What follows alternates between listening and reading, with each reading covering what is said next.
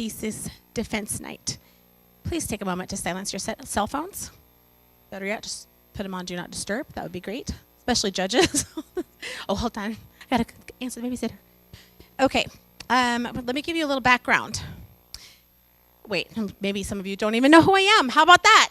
My name is Beth Stobie, and I have had the privilege and the joy of walking with these seniors, 3 of them for 4 years, 4 of them for 3 years, and added 1 this year, and that's been the greatest joy for these 5 kids to get to this point of their semester is just amazing, and we are so excited for today, right? It's their last big project. So the senior thesis is reminiscent of the thesis at the end of one's doctoral studies.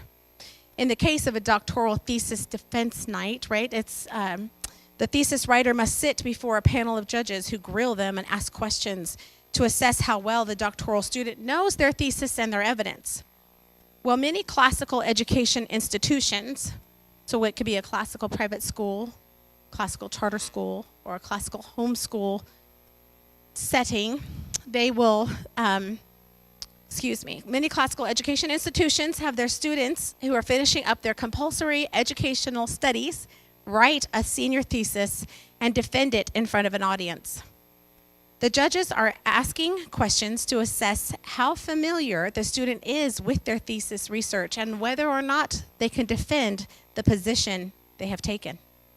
This mighty class of 5 students has wrestled with 5 different topics and researched and written and rewritten and reorganized and restructured their thesis in order to be able to stand here tonight and withstand the questions presented to them by their panel of judges.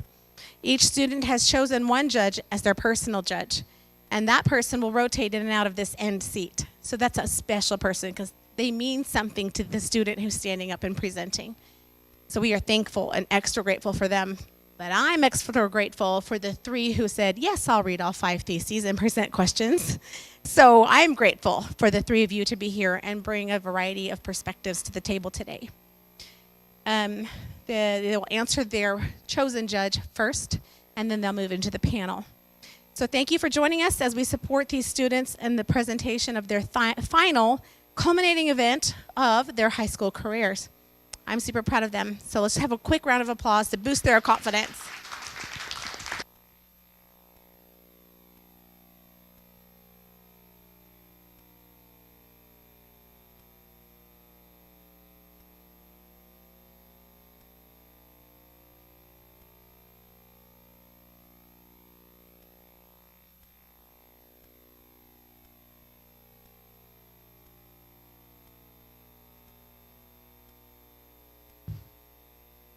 Good evening.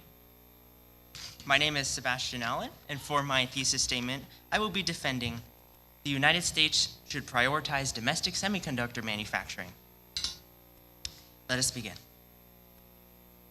In our increasingly interconnected world, advanced technology has become an essential part of our daily lives. Its impact can be discerned across nearly all aspects of life, perhaps most notably within the fields of communication, education, and commerce. In fact, exponential advancements in technology within the last 60 years have transformed the way that we interact with the world and with one another. Take, for example, the mobile phone. At its advent, it simply allowed users to communicate wirelessly in real time without the hindrance of a landline.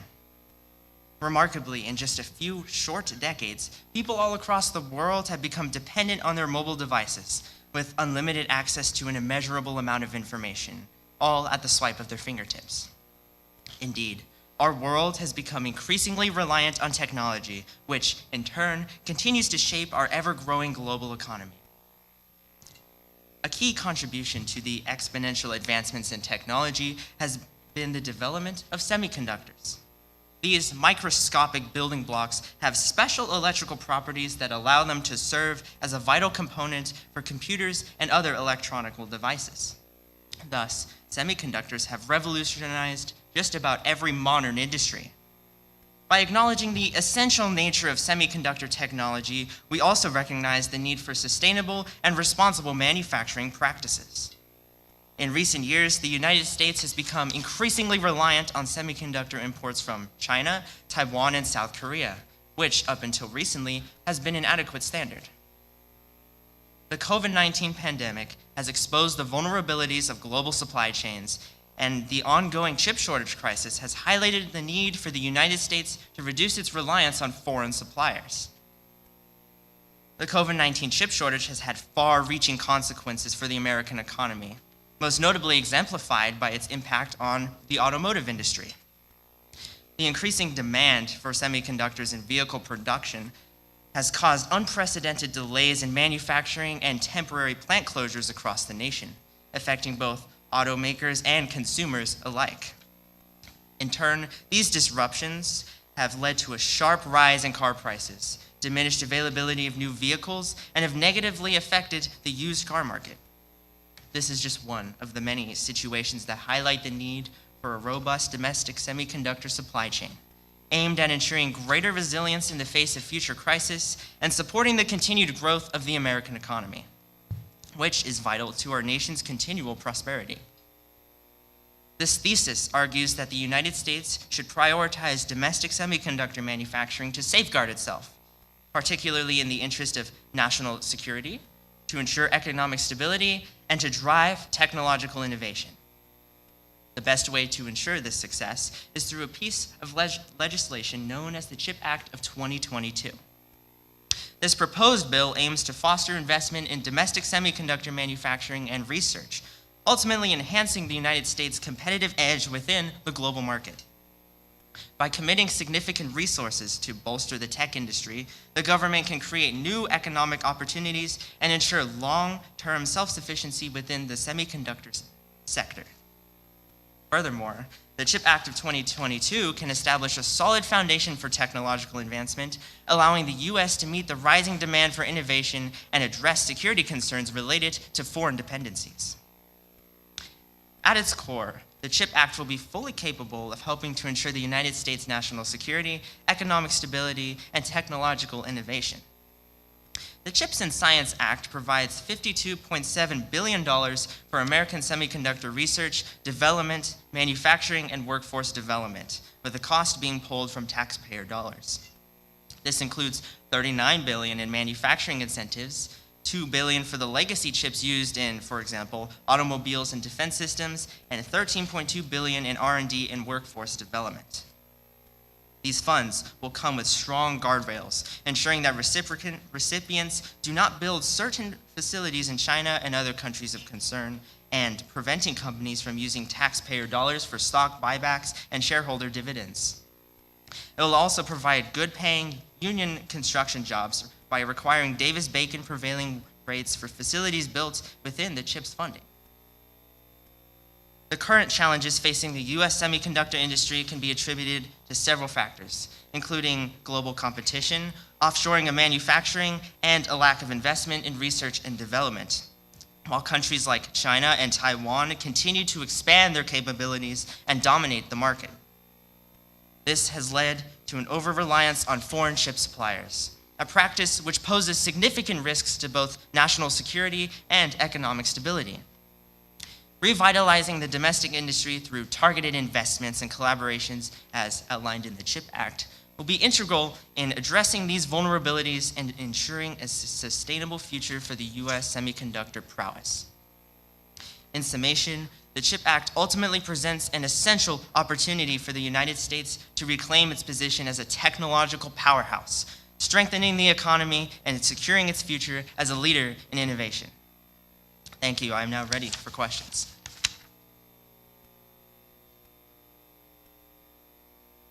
Great. Thank you, Sebastian. Appreciate your presentation. Did a good job. I thought that your overall argument was very interesting and poignant in today's world as globalism presents different problems.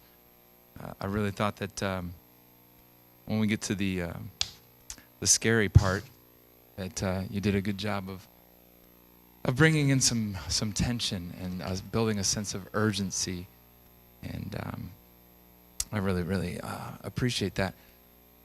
One of the things that I'd like to hear more about is what got you interested in this subject? What happened? Was there an event in your life that caused you to become aware of the situation, or what happened? Yes, so actually the event was related to when I was trying to build my own computer. I was researching parts to develop it for myself, and I actually lived through the chip crisis when it first started. So I saw this sharp rise in pricing, double, even triple of what it would originally have retailed for. So I thought that was quite interesting for the economy, and I was wondering how that even started in the first place. Okay, and how did this particular train of thought or this area of study alter your worldview? Like, how do you look at the world differently today based on what you've learned? In a way, I think I understand now the importance of being more involved in government. For example, such acts like this don't just casually get passed around by people who aren't seriously advocating for something like this. And it honestly is incredible to me how something like this is not considered even beforehand through this train of thought. Okay, that brings up something that I really found interesting. You set up a contrast between the Chinese support of their manufacturing industrial complex, and you contrasted that with the United States. And how does the CHIPS Act differ in any foundational way from the preferential treatment given to Chinese firms?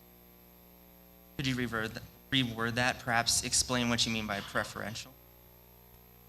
In your paper, you referred to financial incentives and lending priorities and different ways that the government was somewhat unfairly, based on the tone, supporting local domestic manufacturing.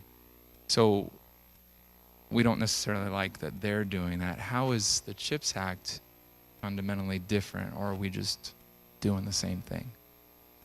I believe it's different in the sense that in America we hold a higher moral standard for our citizens. So for example, producing in China, they have a lack of labor laws and child labor laws. So they take advantage of people that perhaps shouldn't be in a working environment quite yet, or even more a dangerous working environment. So by bringing that to the United States, in a sense with more moral excellency, we can establish just a greater work environment for everybody.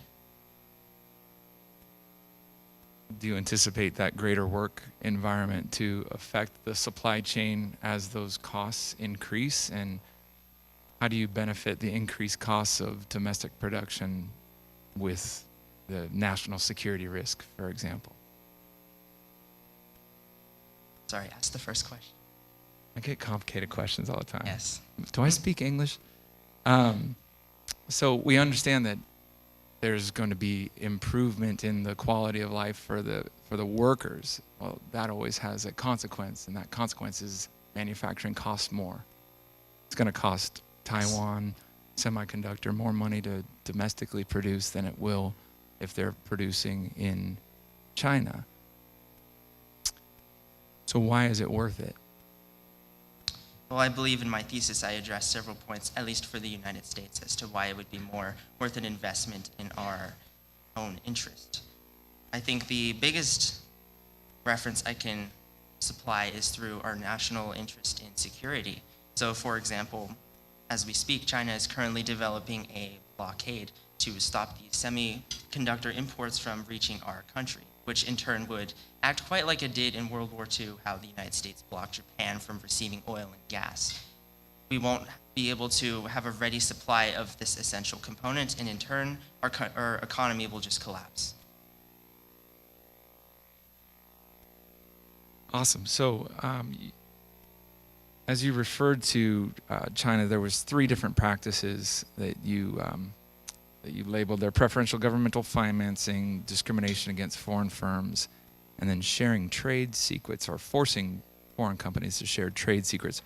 Which of those 3 Chinese practices do you believe is the most important to neutralize? Your third point, which would be the concept of intellectual property. So for China, most of the things we recognize in the country is by China, since it's just naturally, well, not fairly, but things are created cheaper there.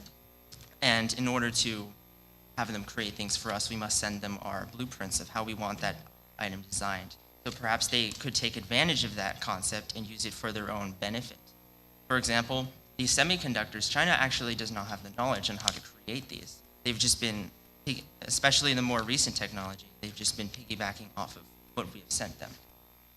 So by neutralizing this threat, we neutralize the whole concept of China being able to create these for themselves. So if China doesn't have the intellectual wherewithal to invent these things, why do you believe that it's been that Southeast Asian area has become such a nexus for this type of production and invention?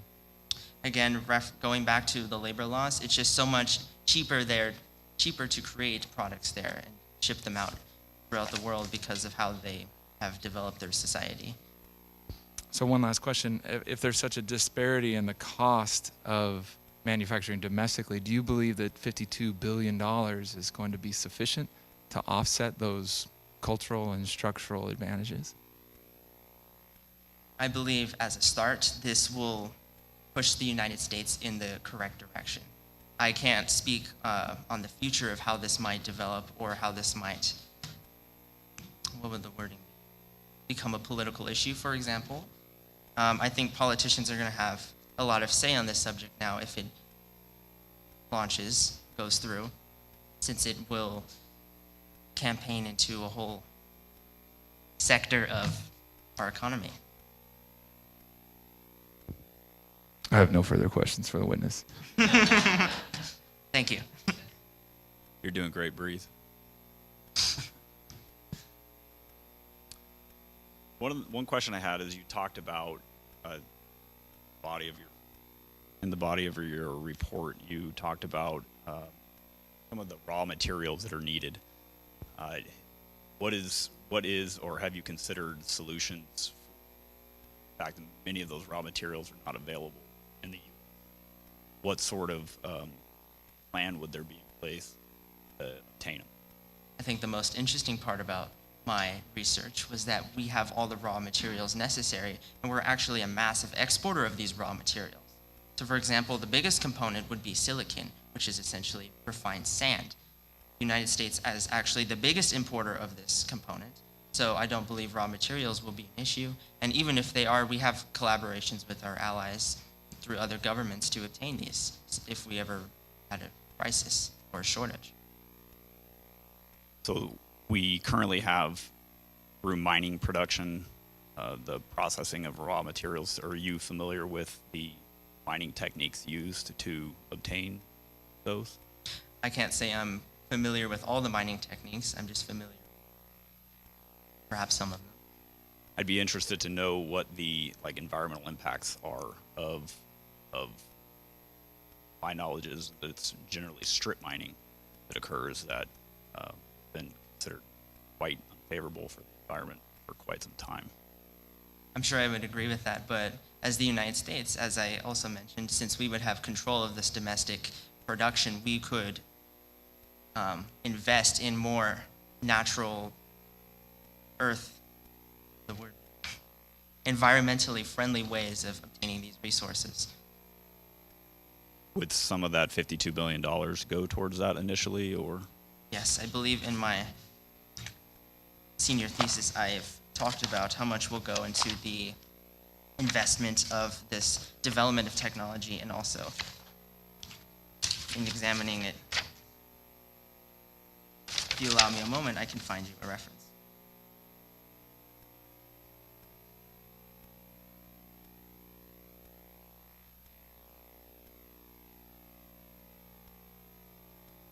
Let's see here.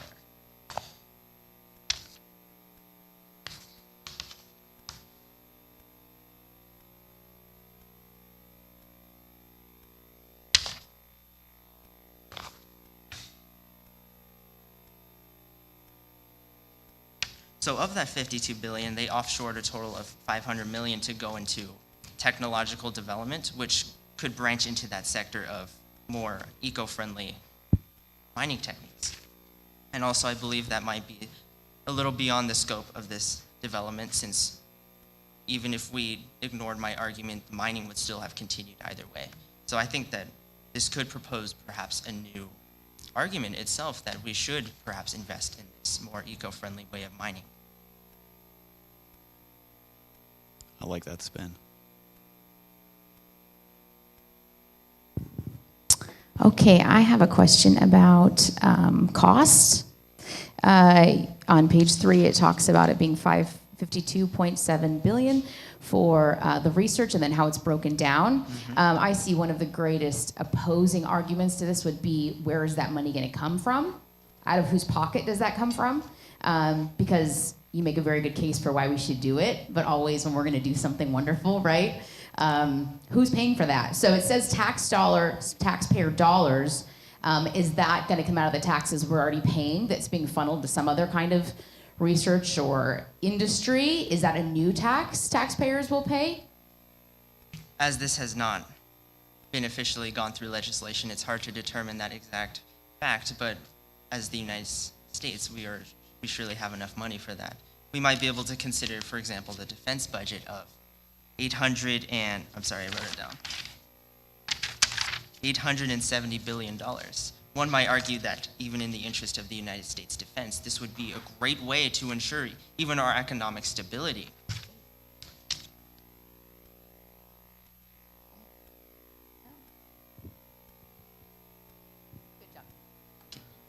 Awesome. Sebastian, first off, I want to compliment you on your paper. It was well written. All your points supported your thesis, and it allowed me to do something that I love to do, which is walk around my house and act like I know more about a subject than I actually do. So for that, my hat's off to you. Couple questions come to mind in relation to this. You talk about the $52 billion that would be devoted to it. Assuming this didn't come from cutting a budget elsewhere, what would that break down to, say, like the average American taxpayer? Do you know, like, have an idea? Like, let's say, okay, just to give like a rough estimate, say a household of $80,000 annually, what would that look like in terms of if the taxpayer is just eating that tax, eating that expense? Do you know what would that look like to them? If you don't know, that's okay. I can't say I'm well familiar with exactly how much taxes might increase or how that would affect taxpayer dollars, but I could perhaps provide an example of another scenario we saw, which we might all be familiar with, the stimulus checks. Believe it or not, those pumped in $5 trillion in relief costs throughout the entire United States. And the way they were able to offset that was through taxpayer dollars. For the average American, we might have seen our taxes come up, but we also saw that the benefits were worth the cost. And even in terms of this is significantly lower than $5 trillion, so I believe that it would go mostly without impact. Awesome. I'd even argue that the defense budget might even be cut into this, again, through the means of national security. So if it had to come to that point. All right. Another question. When you talked about in fabs, am I saying that right, by the Yes. way? Okay. When you look at it, there are some fabs in the U.S. If the demand is so high, one might ask, why aren't there just more of them? Why didn't they, or are there more springing up in relation to the COVID crisis and things like that? That's a very good question, very well thought out. So the deal with fabs, which is the place, for everyone who doesn't know, where semiconductors are actually manufactured, they're very expensive to build, and there's very little incentive to build them. If you could just have some other foreign country for way cheaper who already built a fab, just import their products, your product, to you directly. I believe also that this incentive that the United States is offering will perhaps not offer more fabs in terms of like worldwide regions, but we have to compare this to other incentives that other countries are offering. So for example, a big name brand, let's go with Intel, they produce computer chips and chips for everything else that drives technology and servers and computers, etc. The EU or the European country, like specific countries like Germany, are offering other incentives far greater than ours for them to build fabs in their country so that they perhaps have a leg up on their domestic production. And when we talk about semiconductors, we talk about not only the amount but also the quality. So I guess generally speaking, if you have knowledge of this, let's say take the Chinese for example. Is China making better semiconductors than the U.S. in your opinion? The United States would plan, so there's specific terms used in this case. For example, let's look at a computer chip. We grade the quality of a computer chip to a certain level, but there's also different sizings of computer chips. So we grade those based on nanometer. In the year 2006, they had technology, we remember perhaps computers or phones back then were way bigger, bulkier, and slower, but as time has gone on, they've become thinner, thinner, and thinner. And the reason for that is because we've been developing this technology to get smaller and smaller and smaller, but also more powerful. Okay. So the U.S. is is in terms of quality, it seems like then we could say that we're generally making quality semiconductors in that. Yes, we would be planning to make cutting edge. So the That's a good way to technology would say get it. smaller. Okay, awesome. Another question that comes to mind, in your paper, several times you cited the COVID pandemic as it relates to this. Let me read from the your last paragraph in your thesis. In summation, the COVID-19 pandemic and the ongoing chip shortage crisis have highlighted the need for the United States to reduce its dependence on foreign semiconductor suppliers. A thought that comes to my mind with this is, in the United States, we had, to a certain degree, government-enforced shutdowns of certain industries. So one might ask the question, if that's something that the United States government can do, why would we want them more in control of the semiconductor industry? I think the far-reaching consequence of that was perhaps they were a little more unaware of the results that would come from their lockdown. So for example, in the COVID pandemic, we saw a rise in technology innovation since companies had less focus on about exporting and more on improving their products since they had time. We also saw a massive consumer upgrade of people more interested in technology, perhaps buying more technology. So that sort of drove this. It's not that the United States exactly stopped production or shipment to our country of like how much we ordered. They didn't stop how much we ordered. It's just that there was a massive, what was the wording? A massive request at the time. There's a very high demand for the material, and the companies in Taiwan were not able to keep up with this demand. Yeah. And also pair that in with perhaps that big ship that got stuck in the Panama Canal that stopped exports for multiple days, that just led to a kind of run over boulder of just disasters that kept following, and that we had to spend so much time to recover. So I think this CHIP Act would actually highlight a greater necessity for that, since the United States was not even aware that something this devastating could even happen. Makes sense. And in your studies, did you do any kind of comparison with, say, the costs of, say, providing subsidies versus, say, regulatory reforms on the industry?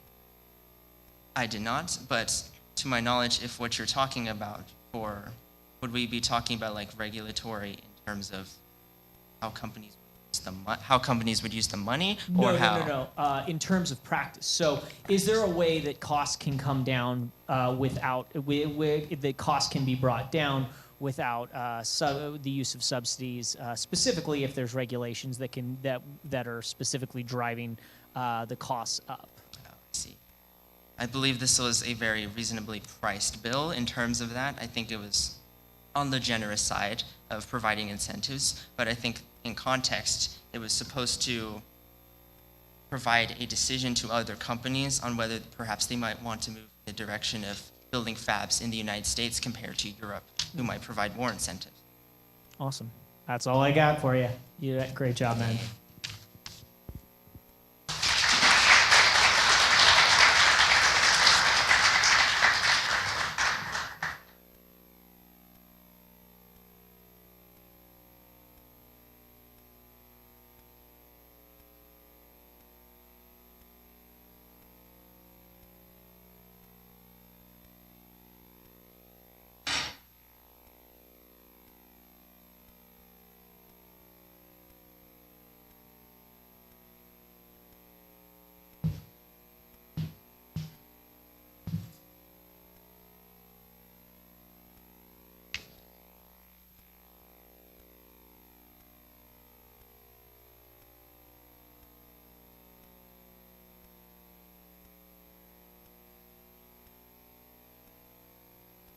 Hi, my name is Isabella Campagna, and I will be defending my thesis statement, non-medicated treatment for depression in teenagers should be the focus of teenage mental health.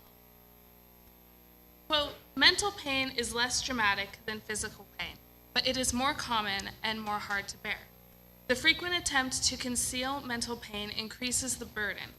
It is easier to say my tooth is aching than to say my heart is broken. C.S. Lewis, The Problem of Pain. Depression is the top mental illness teens struggle with 2.5 million teenagers being diagnosed in 2022, just in America. With so many teenagers being diagnosed, parents are jumping at the #1 doctor-recommended treatment, medication. However, the FDA has a black box warning out for antidepressants saying that they now increase the risk of suicide. Meds that are supposed to prevent you from committing suicide now increase the risk of suicide. There have got to be better treatment methods. Fortunately, there are several natural and non-medicated treatments available to help quell depression. Now, natural and non-medicated methods are not the same thing.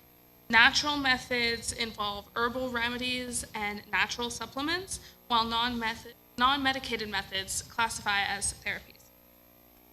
When a person is diagnosed with depression, 2 methods of treatment come to mind: medication and therapy.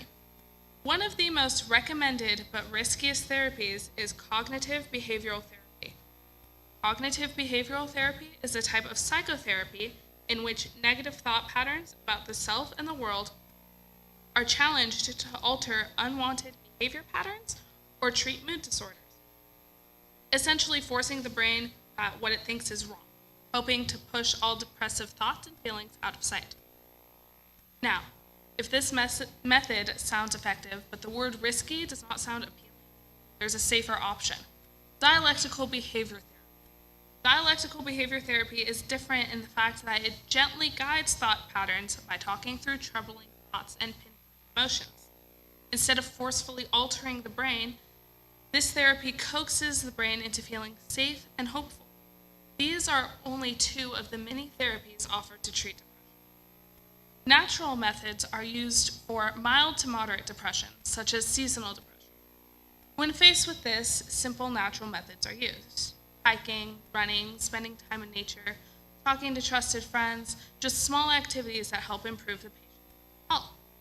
Supplements like St. John's wort, which is a flower usually found in a tea form, are just as effective as doctor-prescribed antidepressants. Herbal remedies like saffron help calm someone when stressed. Unfortunately, some cases of depression are so severe, the only logical treatment is to kill the depression with medication. When faced with this, the least addictive, safest antidepressant is selective serotonin reuptake inhibitors. The other safest one is serotonin and norepinephrine reuptake inhibitors. But if recommended, this med, be careful because this is also used to treat chronic anxiety. The most harmful antidepressant is tricyclic antidepressant. This medication causes the majority of antidepressant overdoses. For some teenagers, their depression requires constant treatment. This is where treatment centers come in. A building in the middle of the woods, somewhere quiet, serene, and peaceful to prevent any distractions. These centers are basically one big group therapy session. This is where the combined use of natural methods, being in nature, and non-medicated methods, therapy, come in. Some cases also require medication in addition to therapy, but that is rarely the case. Overall, non-medicated natural treatment methods for depression are more effective than medicated treatments and also safer. Over 5,000 teens overdosed on antidepressants in 2021. Non-medicated treatments are slower, yes, but safer, and in the case of depression, when a human life is on the line, safer is always better. The mental health industry must know that medication is not always the answer. They need to know that there are other, safer options and start implementing them in their procedures. Quote, "Lord is close to the brokenhearted and saves those who are crushed in spirit." Psalm 34:18. Thank you. I am now ready for questions. Thank you, Isabella. That was very well said. We had many times that we've sat down and talked about this, and I think this is just a culmination of those moments that we've been able to just hash out and see the problem that's in front of us, and now do something about it. Me as a youth pastor, that is my thing. I don't just sit around and read the Bible, right? The other part of that is actually do it. And I'm curious about that. How has this altered your interactions with friends, family members, and people that you know that suffer with this? Well, I feel like I don't really have conversations about this with other people, but when I'm around people who struggle with this, I feel like I know how to approach them and how to just be careful.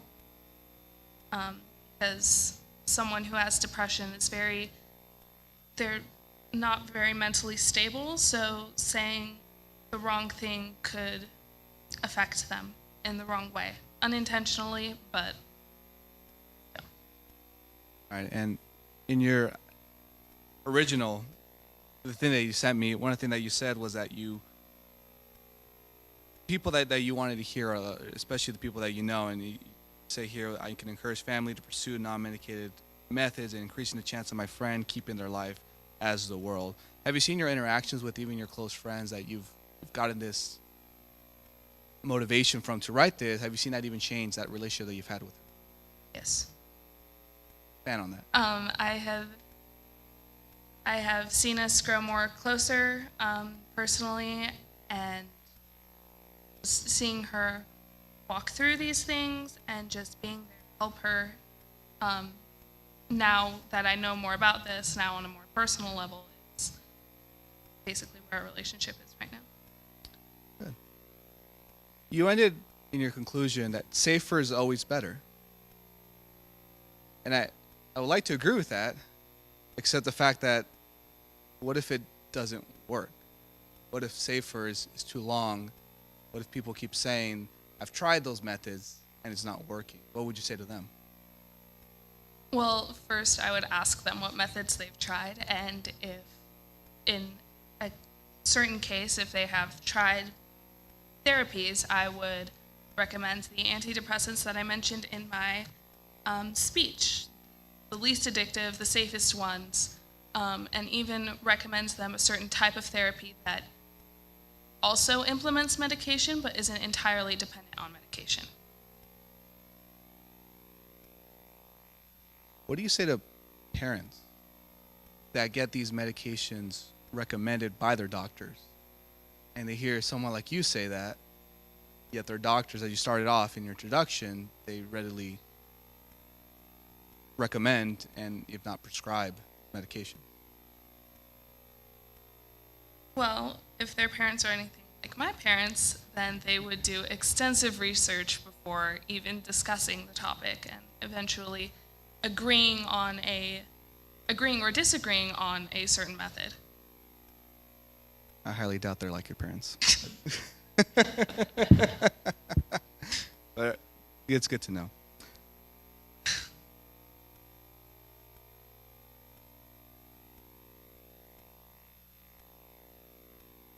I saw in social media, I follow some of my teachers from high school. And during the COVID pandemic, we saw an increase in suicides for teens and youth. One of the things that she blatantly stated was that this is not because of isolation, but it was just because that's how the trend was already going. And it stung me because me working with youth, actually got the job as a youth pastor right in the midst of June 2020 during COVID, and reality seemed to tell a different story.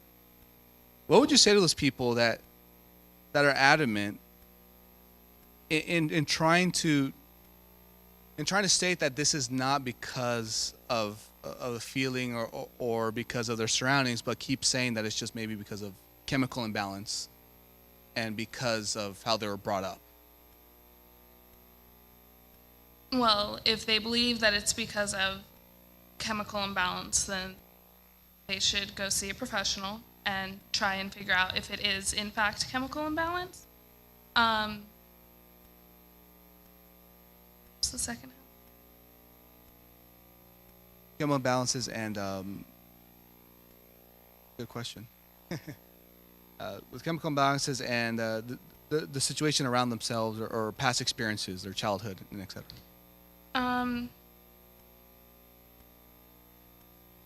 Then I would, if it was trauma or anxiety, some sort of feeling, I would encourage them to not jump to medication. I would encourage them to go see a doctor or a therapist and see if medication is really what they need. I just want to end with this. When I speak on passionate things, I increase my poeticism. I love the various things that you wrote, especially if patients solely depend on antidepressants, they will become a shell of themselves when misusing them. It's very interesting that you use this type of language throughout, and I just want to finish up with this. Like, what's next for you? What is? I am blanking. What does Isabella Campagna look like in a year after the fact?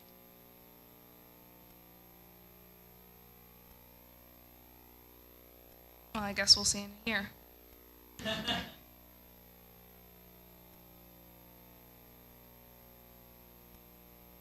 You're doing great. Keep breathing.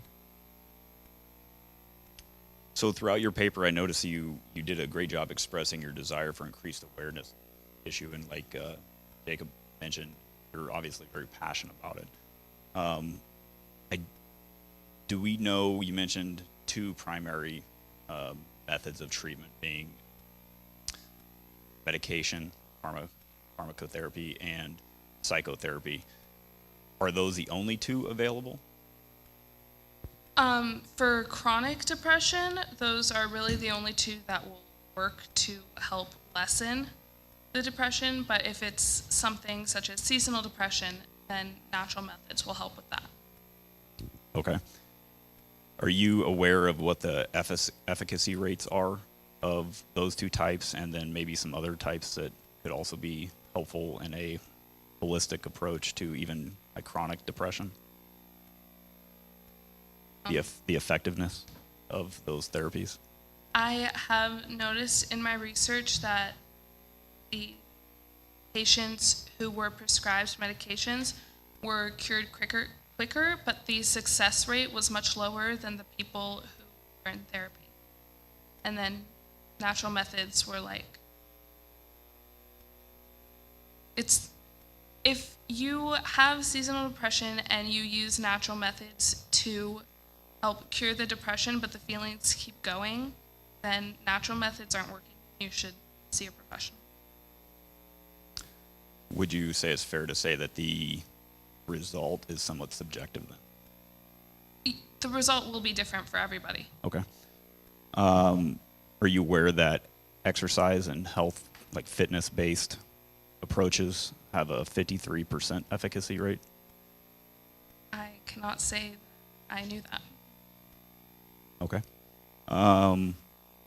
Do you have, based on your research, and you may not know this, so if you don't, just pass, but what's the average time a clinician spend with a patient suffering from depression prior to prescribing a treatment modality, whether that's therapy or drugs? I did not look that up, but there is one therapy that only lasts for 20 sessions. Usually has the same outcome as the other therapies, but each therapist will have to see a patient for a different amount of time because their cases are so different. Okay. So I guess maybe I'll rephrase. So based on patients that receive drug-based therapies, do we know how long they are assessed prior to being prescribed a medication that you've stated throughout that has significant side effects that are fairly life-altering, I think? No, I don't. Okay. I think that'd be an interesting point to venture down. And then one last one. you mentioned natural remedies, and I think totally agree with you. However, I'd be interested to know what sort of sources you can provide that would identify that, and then also what sort of studies were used. Were they qualitative, quantitative? What kind of evidence do you have to support that claim? So,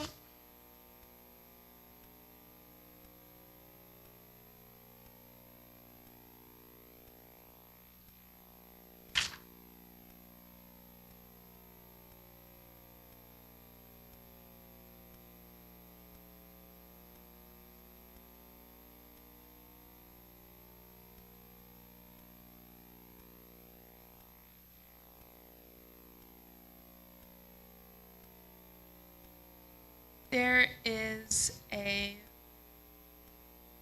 website called Talkspace where I got my information from on the natural methods.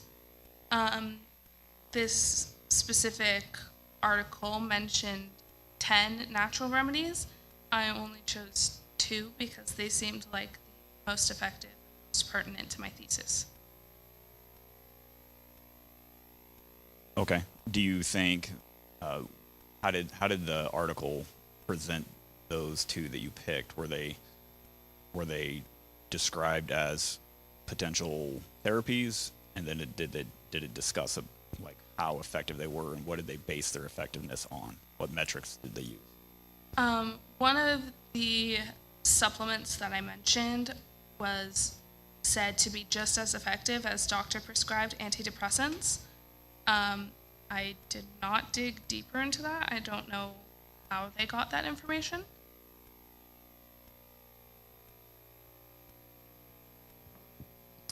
On page 10, you have a section called Pros and Cons of Medication. Reading that section, I don't see any pros to using medication. So could you elaborate on that, please? So the pros of medication are that it is quicker, it is cheaper, and results come faster.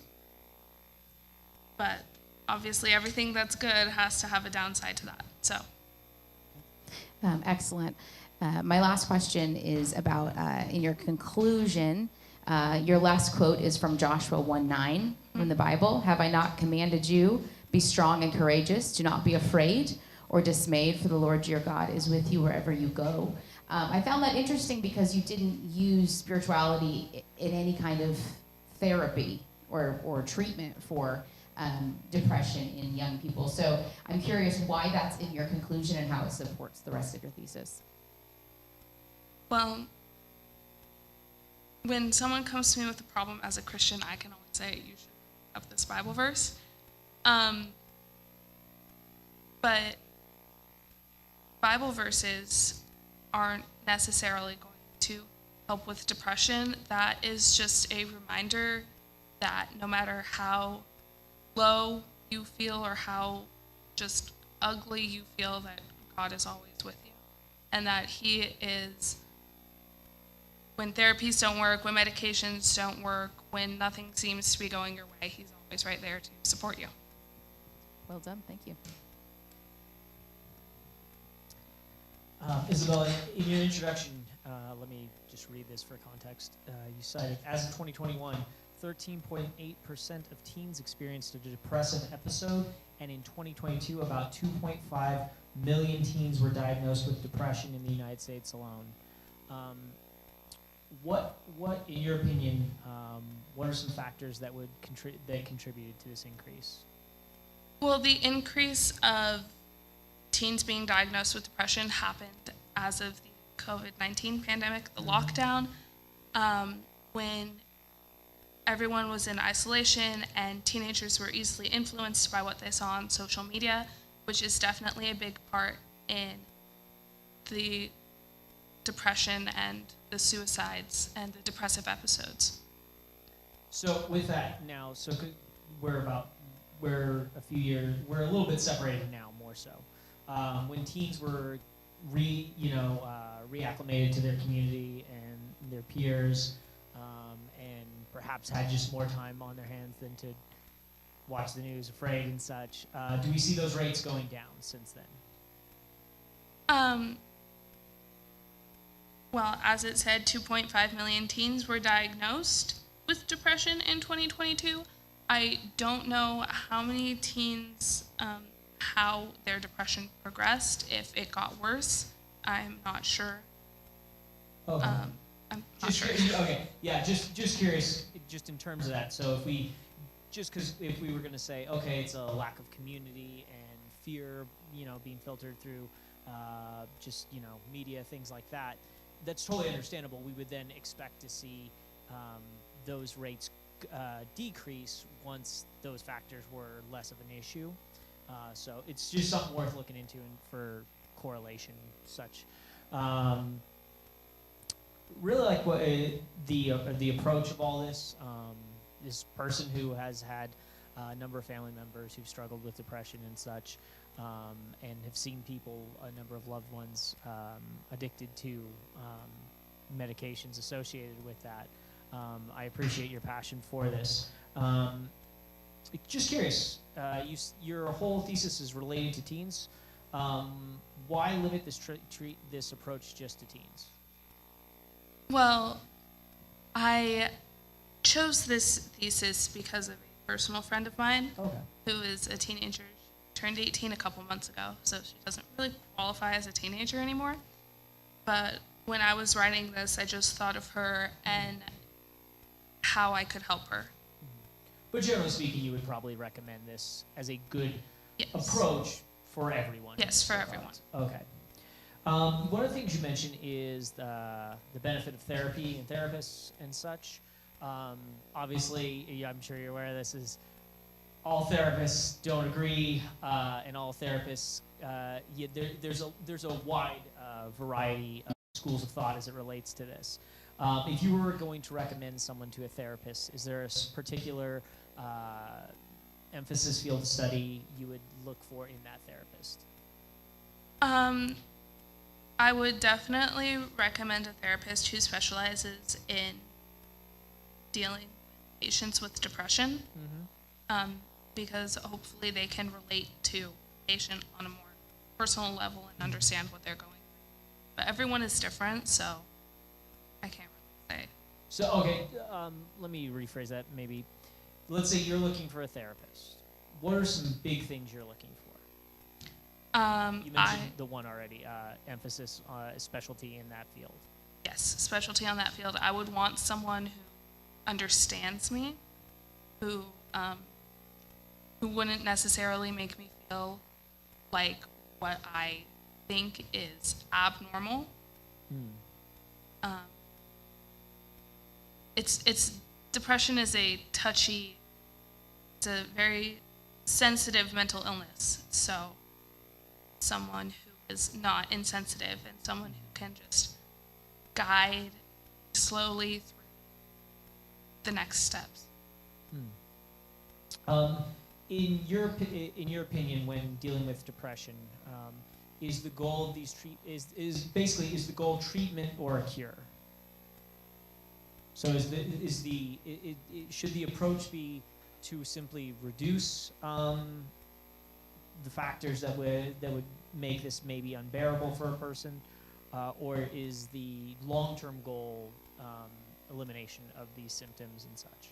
The long-term goal is elimination, but as of right now, with the information that I have, it would just be to lessen the symptoms. Okay. And I got another quote from you towards the end of your paper.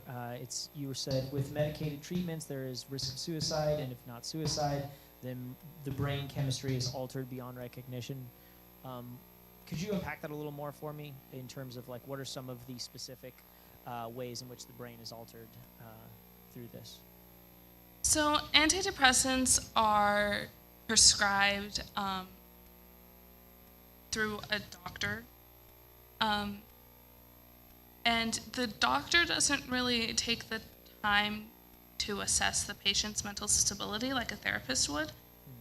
So depending on the patient's mental stability, the chemicals in the pills can alter the brain, either tipping them over the edge or bringing them closer and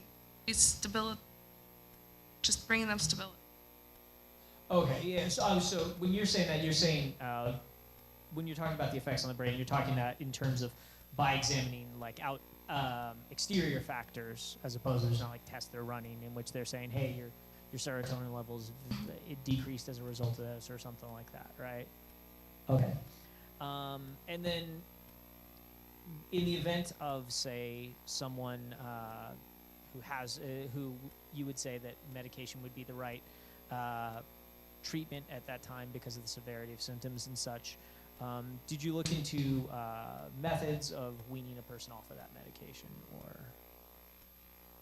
If medication is the only option, I would recommend the safest, the least addictive antidepressant to them, or as I said before, a therapy that also consists of medication but isn't solely dependent on medication.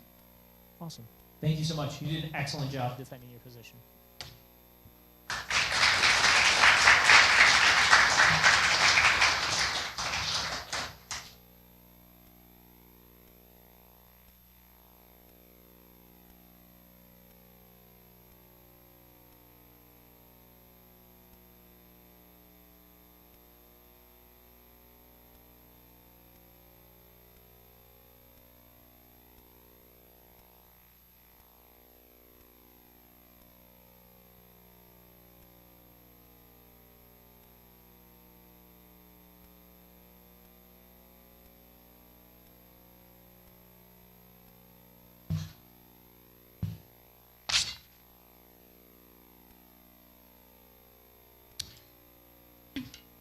Good evening, ladies and gentlemen. My name is Rakaya Lunette, and I have chosen to defend the thesis, all public schools within the United States of America should make the necessary switch to a classical model of education. An education is one of the most vital and priceless things a person can receive. It's not only a fundamental aspect of child development, but it also carries forth into adulthood, shaping them into well-rounded, successful individuals. Quote, "Education is the passport to the future. For tomorrow belongs to those who prepare for it today." Malcolm X. The manner in which humans have acquired their education has evolved over the decades and continues to do so to cater to the desires of the nation. At the onset of early American colonies, local townsmen took charge of the funding and constructing of the schools. The founding fathers intervened, perceiving the necessity of well-educated citizens if they wished to see a future for democracy. In the 1830s, Horace Mann, nicknamed the father of modern education, opened a common school. This was the first institution fully funded by the government. However, during the industrial age, things went awry. A push for more workers made public schools a target. They no longer placed emphasis or care on the success of students. Rather, they shaped their ability to perform in factories.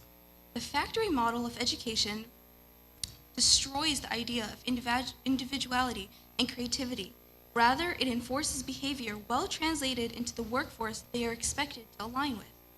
Recent studies have proven a drastic decline in the academic performance of students.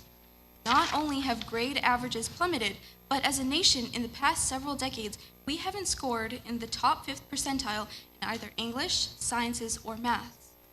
90% of American children attend public schools.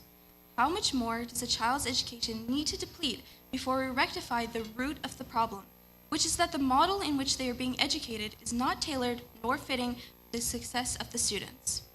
I offer you an alternative model, a classical model. This one not only has a rich history in Greek and Roman culture, but also has thousands of years of credibility. A classical model of education utilizes the liberal arts, of which there are two parts, the trivium and the quadrivium.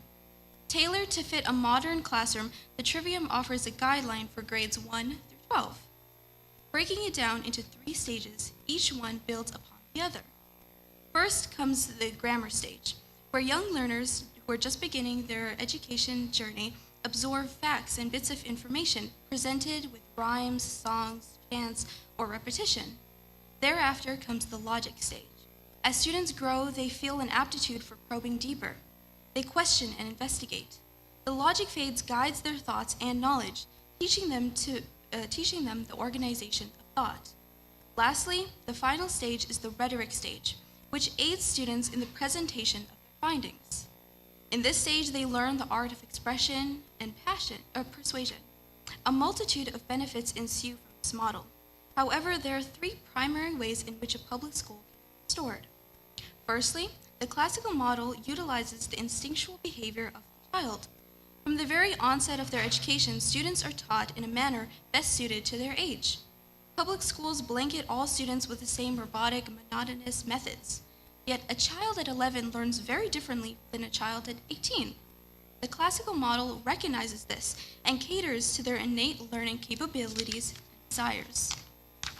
Secondly, with the current model, students are not equipped with the necessary skills to carry forth into the real world. Sure, they know how to take tests, follow orders, and turn in subpar assignments. Yet the skills and tools of thinking and communicating are obsolete. Mistakenly, you would assume that these abilities are inherent to every person, yet they are not. The ability to think is the ability to explore further into questions. It's a capability of not taking the first thing thrown at you and accepting it without utilizing your own intellect first. Accompanied with such skill is the ability to effectively share findings with others. The classical model shapes students to be confident, well-spoken, and persuasive. Both of these skills can be translated and applied in both the classroom and the world beyond. Lastly, a classical model places a greater emphasis on the retention of students rather than test scores. Standardized testings were set in place to ensure an equal chance for college acceptance, regardless of the economic background. However, these tests are not an adequate representation of what the child actually knows. The classical model, through the Socratic method and the smaller class size, allows teachers to be more alert and aware of the actual academic level of each student. There are two concerns that arise from the switch to a classical model. Firstly, there is opposition that the switch to this particular model would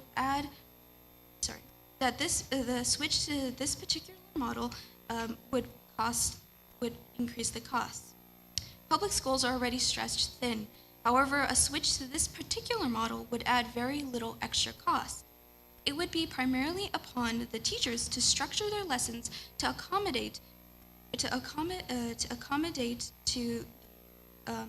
and incorporate classical teachings. The second concern is that the classical model is outdated and has no place in a postmodern world. Not only is the classical model still prevalent, some have argued it is even more so. With the multitude of social issues that students are forced to face, frenzy of misinformation, and several other crises to be dealt with, a classical education can better prepare individuals for all. Parents, tutors, educators, and teachers all across America desire the very best for their students. The current factory model is on a plummeting decline, risking the future of millions and the future of America. A switch to a classical model is necessary if we wish to repair our nation with educated individuals. Thank you. If there are any questions?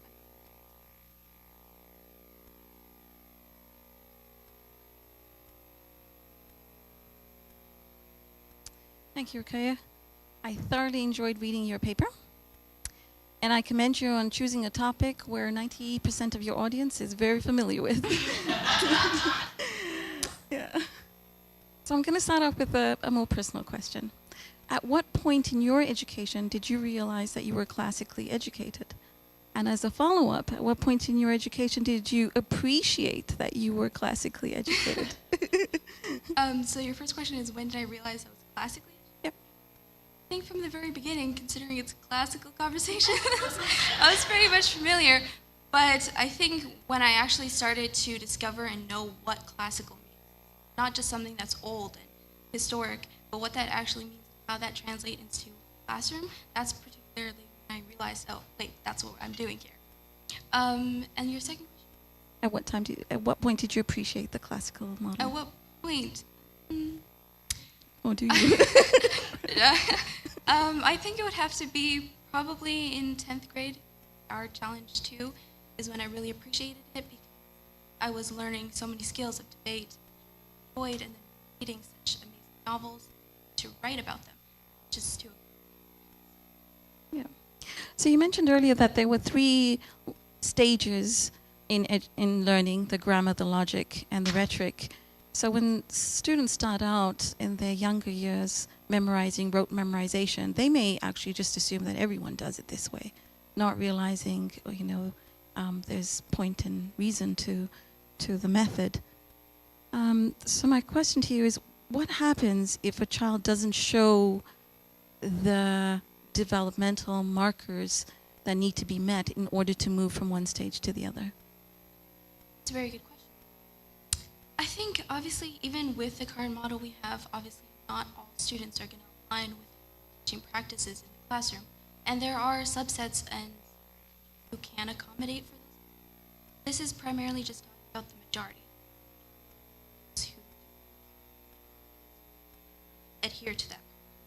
But there will be, if this model continues, don't.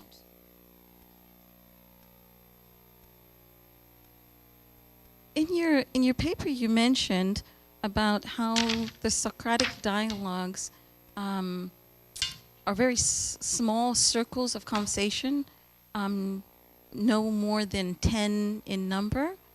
How would this translate into the public school sector, where the student teacher ratio is so high? I don't believe I limited it to 10 per a classroom. However, I think if we and we're to craft students were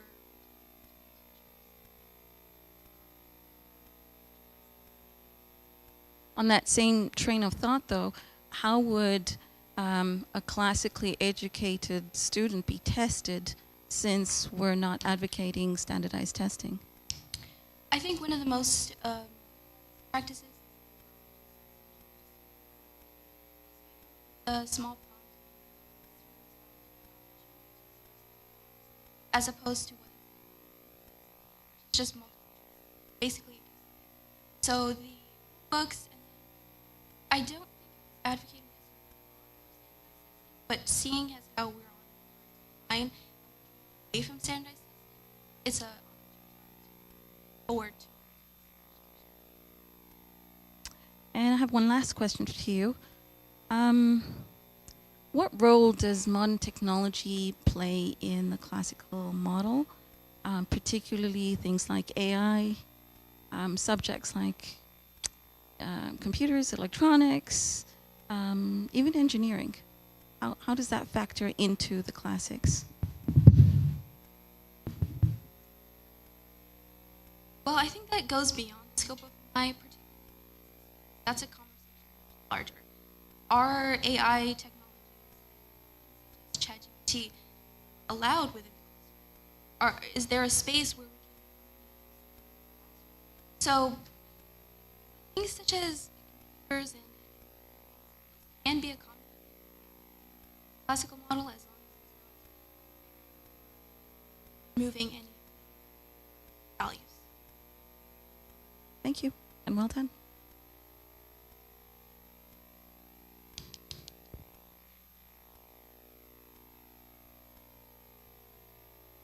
So it seems that you're obviously advocating for passionately classical education, and you mentioned several different benefits. What are some of the negative outcomes that we're seeing now as a nation in real time that would make me want to take a broad, sweeping stroke of complete change of education? What kind of metrics? Maybe name 3.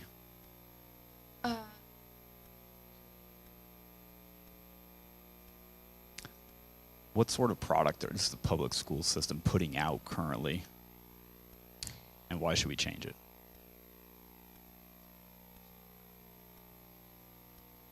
Model is out in if you were to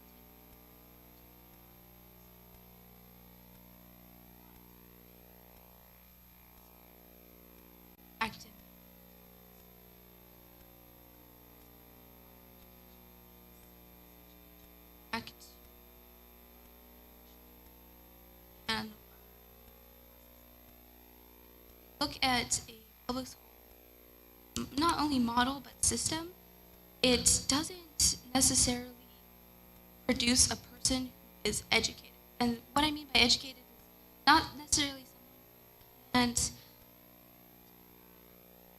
follow along with simple, but Okay, let me rephrase to a certain extent.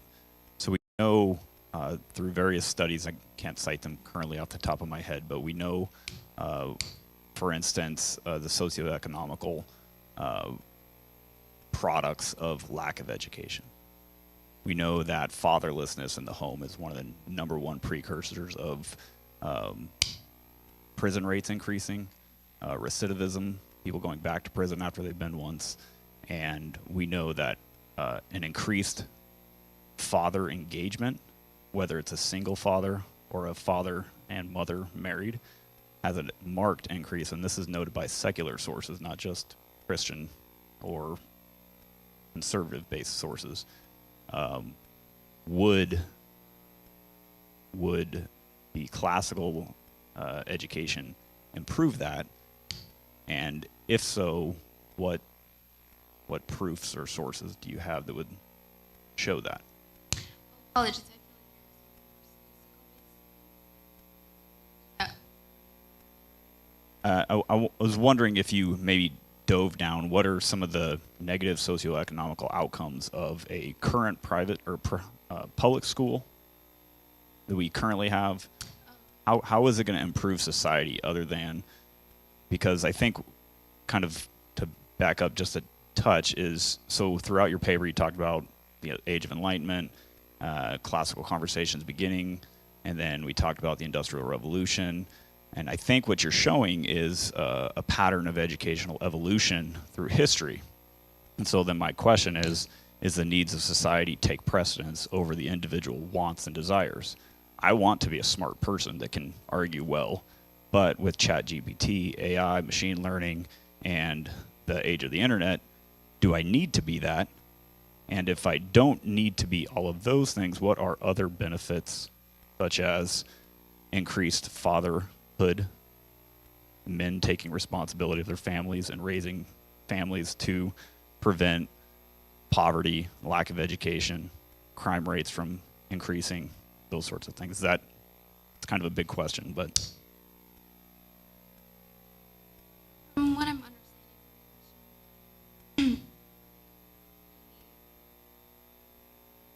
benefits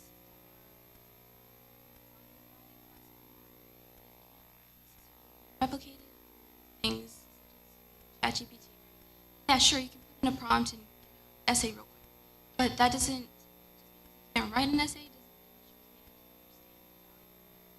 and they don't just translate to just being able to write, but it goes deeper into the way you speak, interactions that you have. And socioeconomically, we'll see uprise in to political dynamics of America, and I believe we'll also see an uprise of people who are more willing to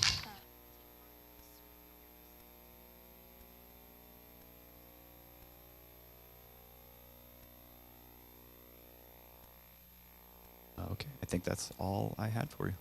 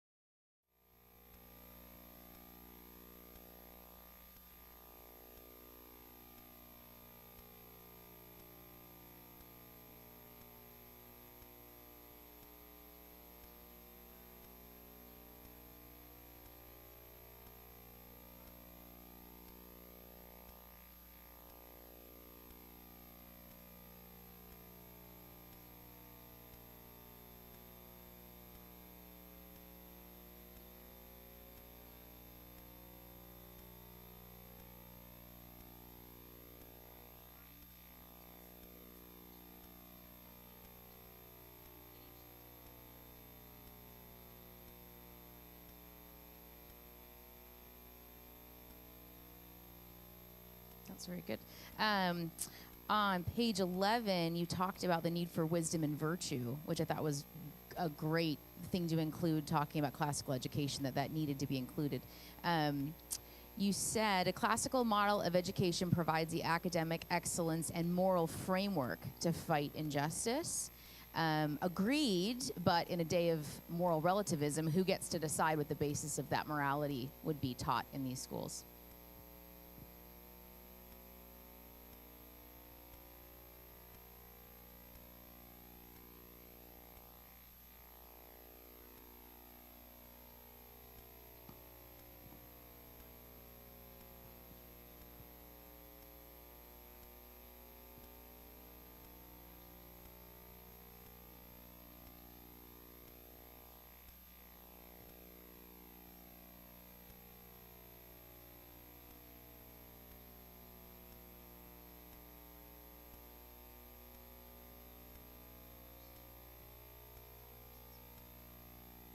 So it would be self-guided virtue.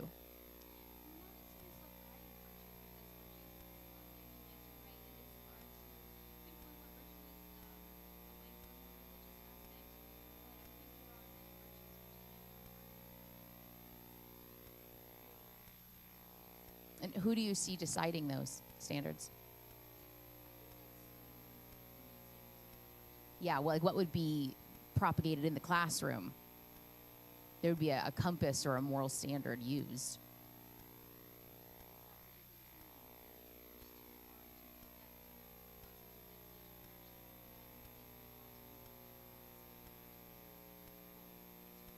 Excellent. Good job. Thank you. Ruka, thank you so much for all your work on this.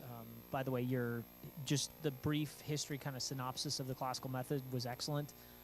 You could literally give that to someone who had no knowledge of it, and they'd have a good idea of the trivium and all these things. Also, just compliment not only to you, but to everyone who's up here. I've worked in public schools, private schools, and now homeschooling my own kids. And having read and graded a decent amount of senior papers, they don't all look like this and read this well. So it to some extent, you guys yourselves are evidence of your thesis. When looking at integrating this into public schools, a couple big issues, some of which you touched on, came about in this. Some of the issues include cost, class size, teacher shortage, just a number of teachers to be able to do this effectively. Something else I would add from my own experience is parental involvement. One of the great benefits you guys have with this is you have parents who are involved in the process with you every step of the way.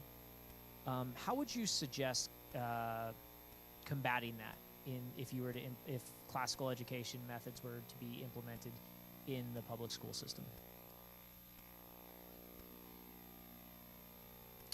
Specifically, okay, so consider it two factors in there. Parental involvement, meaning a parent that'll push their kid to do the work, and also students' personal interest. If a student is personally motivated, you touched on that a little bit in your paper. If a student is personally motivated, if it works with what stage of learning they're at, it incentivizes them to continue in their education. But let's say you have a situation where you have a parent that has little to no care for what their kid's education is. They're just basically using the public school system like a glorified daycare center during the day. How would you motivate a student in that regard?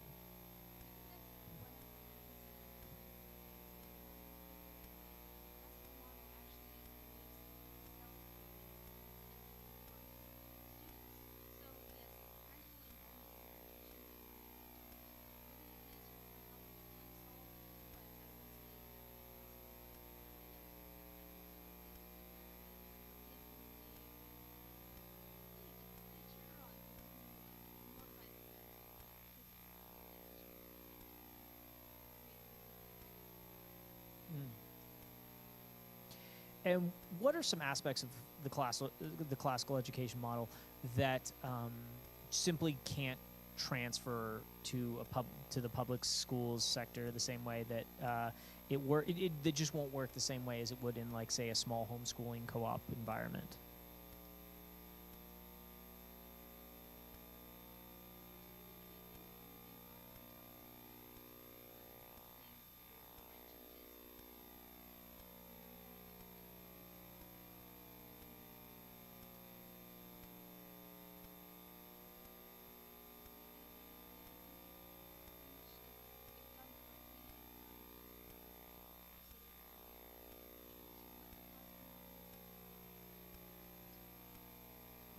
Thank you so much.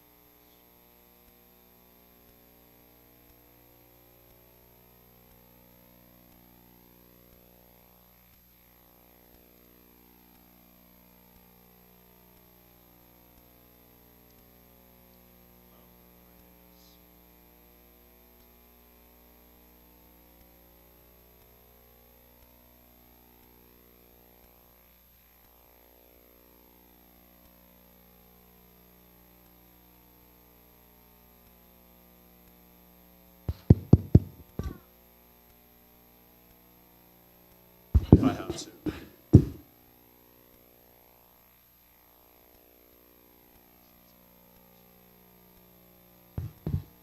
I can hold it if sorry.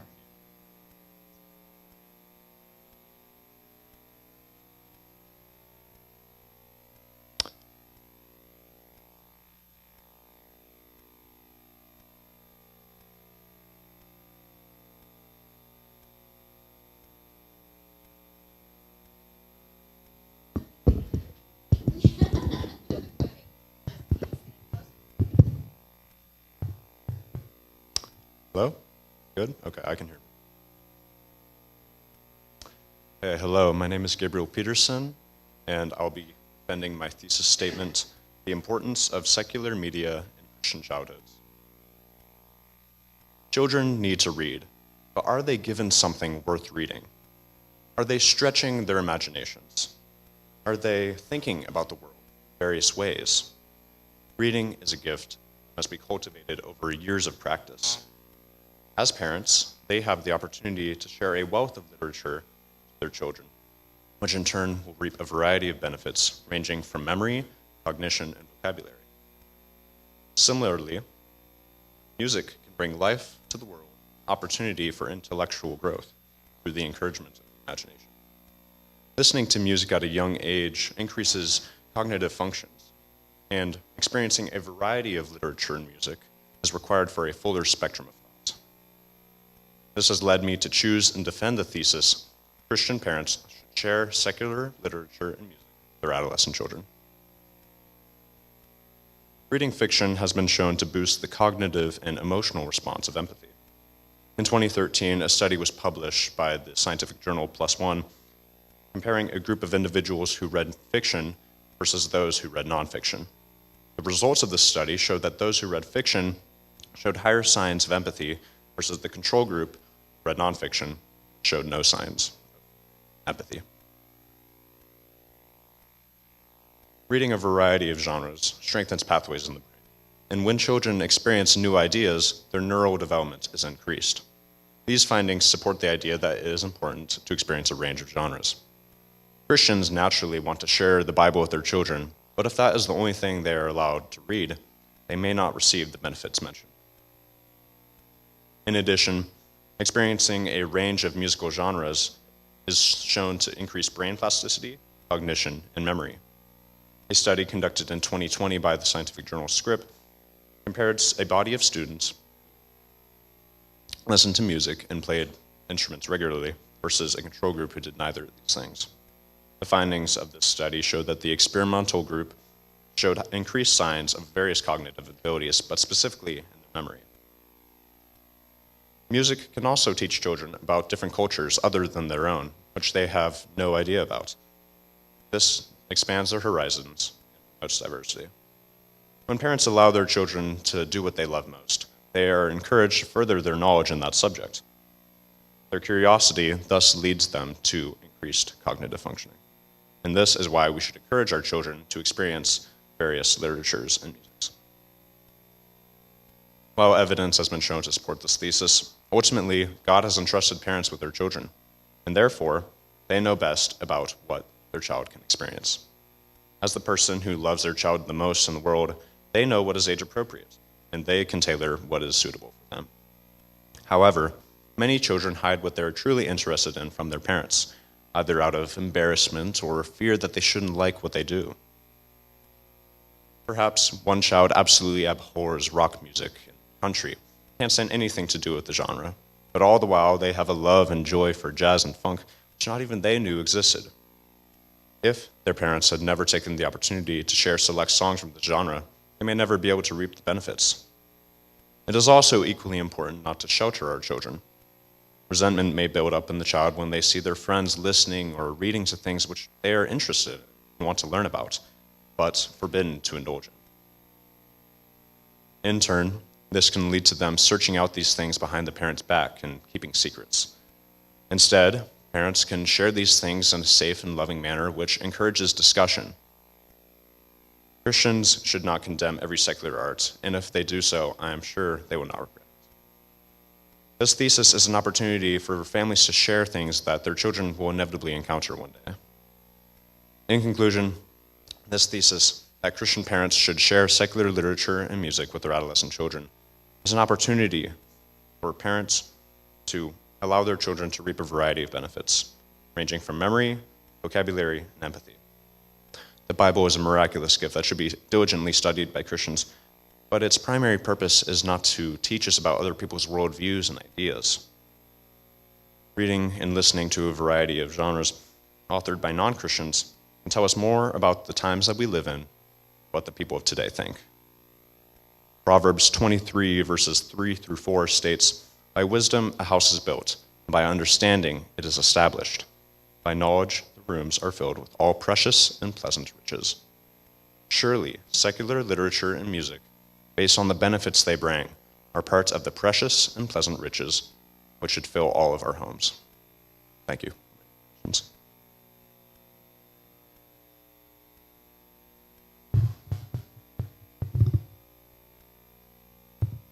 Thank you, Gabe. That was very well spoken, and I was very impressed by your paper as well. My first question, in your thesis and in your speech just now, you mentioned that children should be allowed to enjoy literature and music that appeals to them, things they're interested in.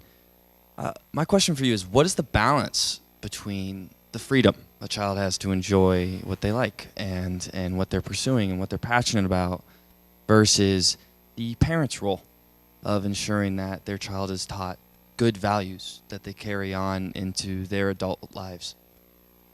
Right, so great question.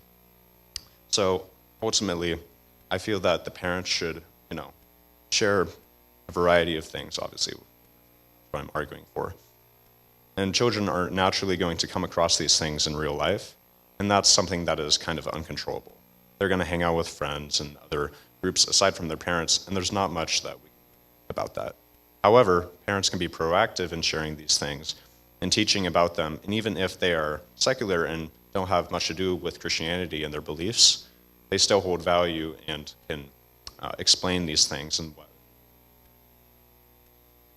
Great. And so a follow-up to that, how would you suggest a parent addresses the influx of social media in today's world in relation to what you've just mentioned, which is literature and music? It's by experience that we all know many kids might choose to be online or playing games instead of reading and listening to music, playing an instrument, whatever it might be. So how can a Christian parent encourage their child to grow in this way that you're mentioning through literature and music? Could you explain the social media aspect a little more and what that pertains to the question? Yeah, I mean, it comes down to maybe a child would prefer not to read or play music or whatever it is. They'd rather be on Instagram or anything social media related. How can a parent show the benefit of what you're talking about, music and literature in their lives? So there are a variety of benefits that I detail. Many children today play instruments, many of us, even as adults, do. And say when you listen to these different genres that these kids have never even heard before, how these instruments are used in different ways, it encourages them to want to pick it up for themselves and learn how to play. And that in turn has a variety of benefits. As for the social media part, that is something that, kids are going to naturally have as they grow up.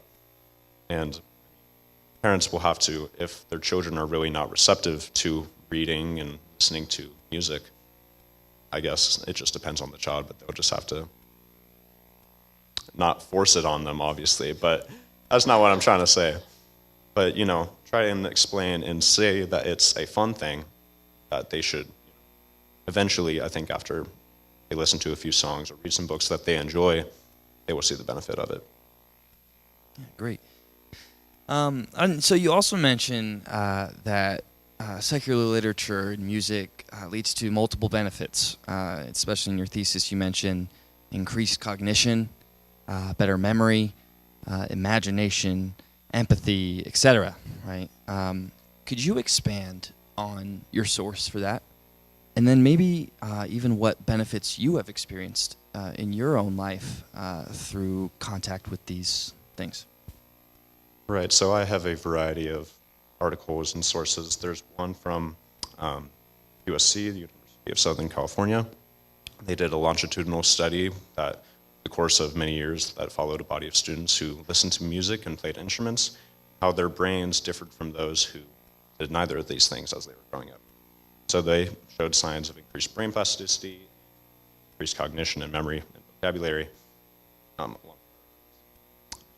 Also have some other sources from different scientific journals that do studies and experiments this for living. Personally, I like to think I have a decent to varied vocabulary. I try to at times. See if that stays with me in life.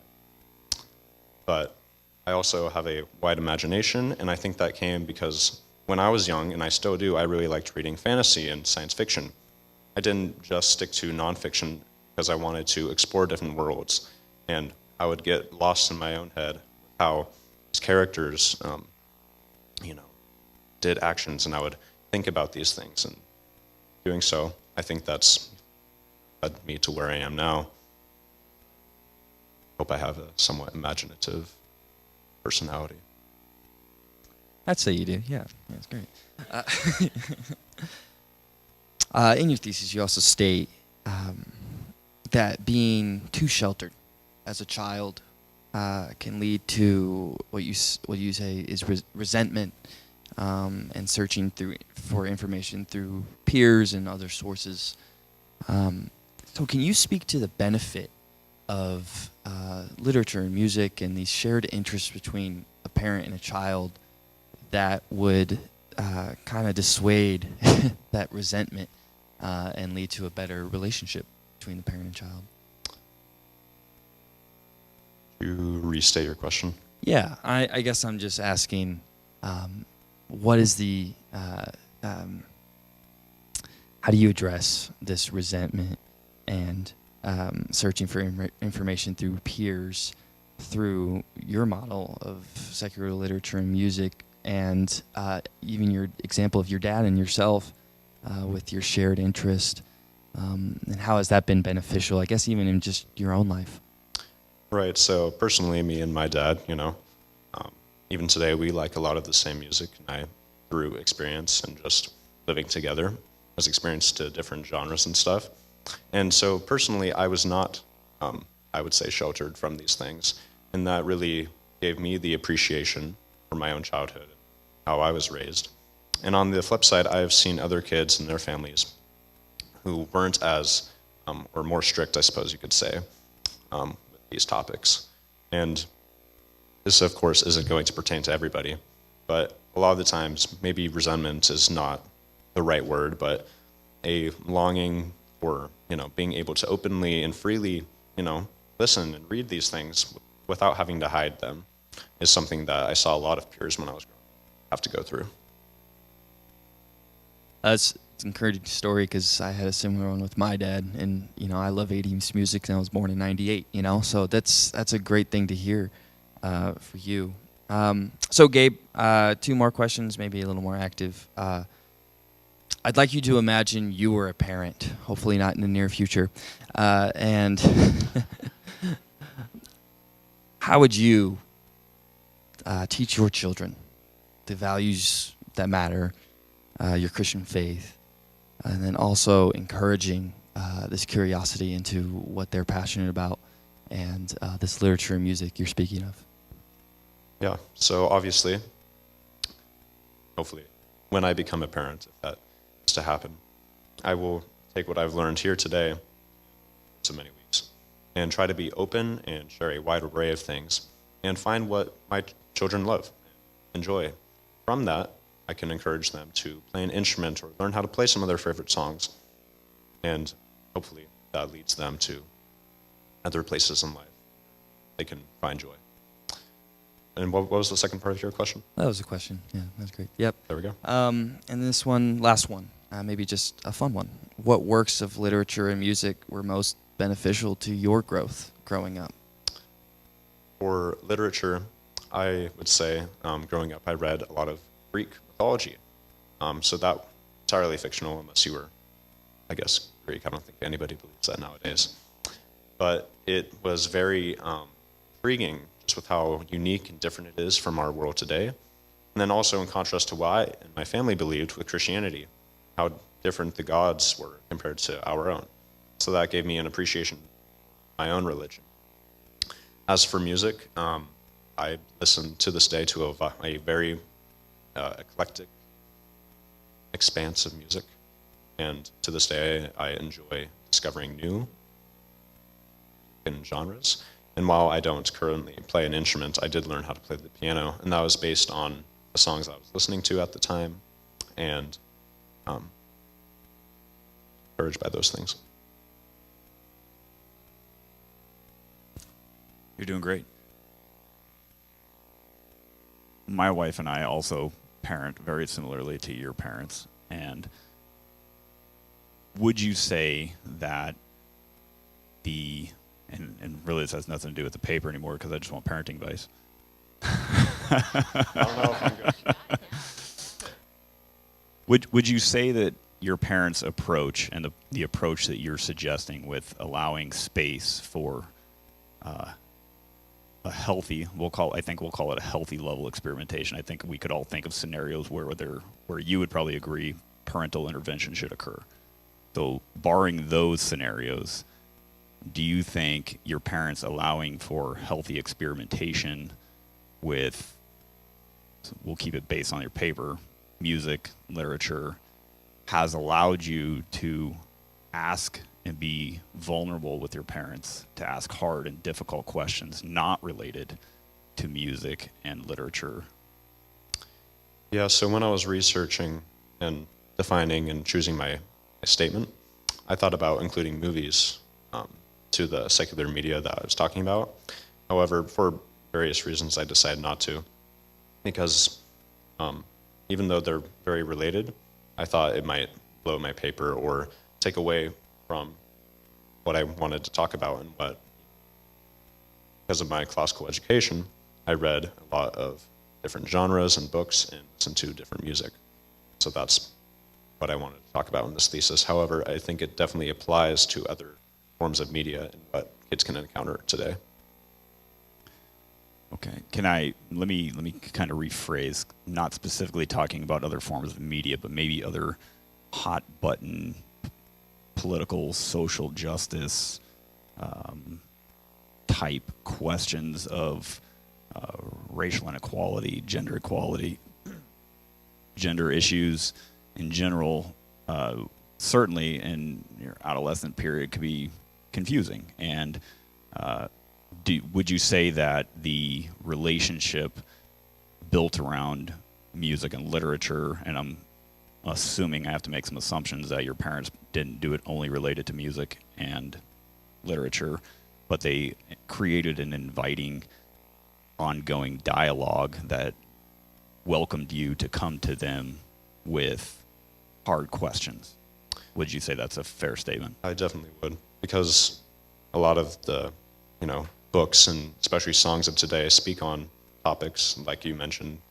And so when kids experience these things or listen to the lyrics or read stories in the books that pertain to things that they're curious and maybe confused about, if their parents are in the room, sharing these things and asking questions, or their children are asking questions, they can provide answers and hopefully guide them through those things. So I definitely would say so. And then just to follow up on that specific point, and this is more of a hypothetical question because obviously this wasn't your upbringing, but maybe you have some sources that might touch on this with parents that are more, you termed it as strict or sheltering type parents, helicopter parents. Would that restrict the child's perceived access to their parents when it comes to those hard questions? And then would that in turn push them to seeking out question or answers to their questions, whether that be social media, friends, school counselors?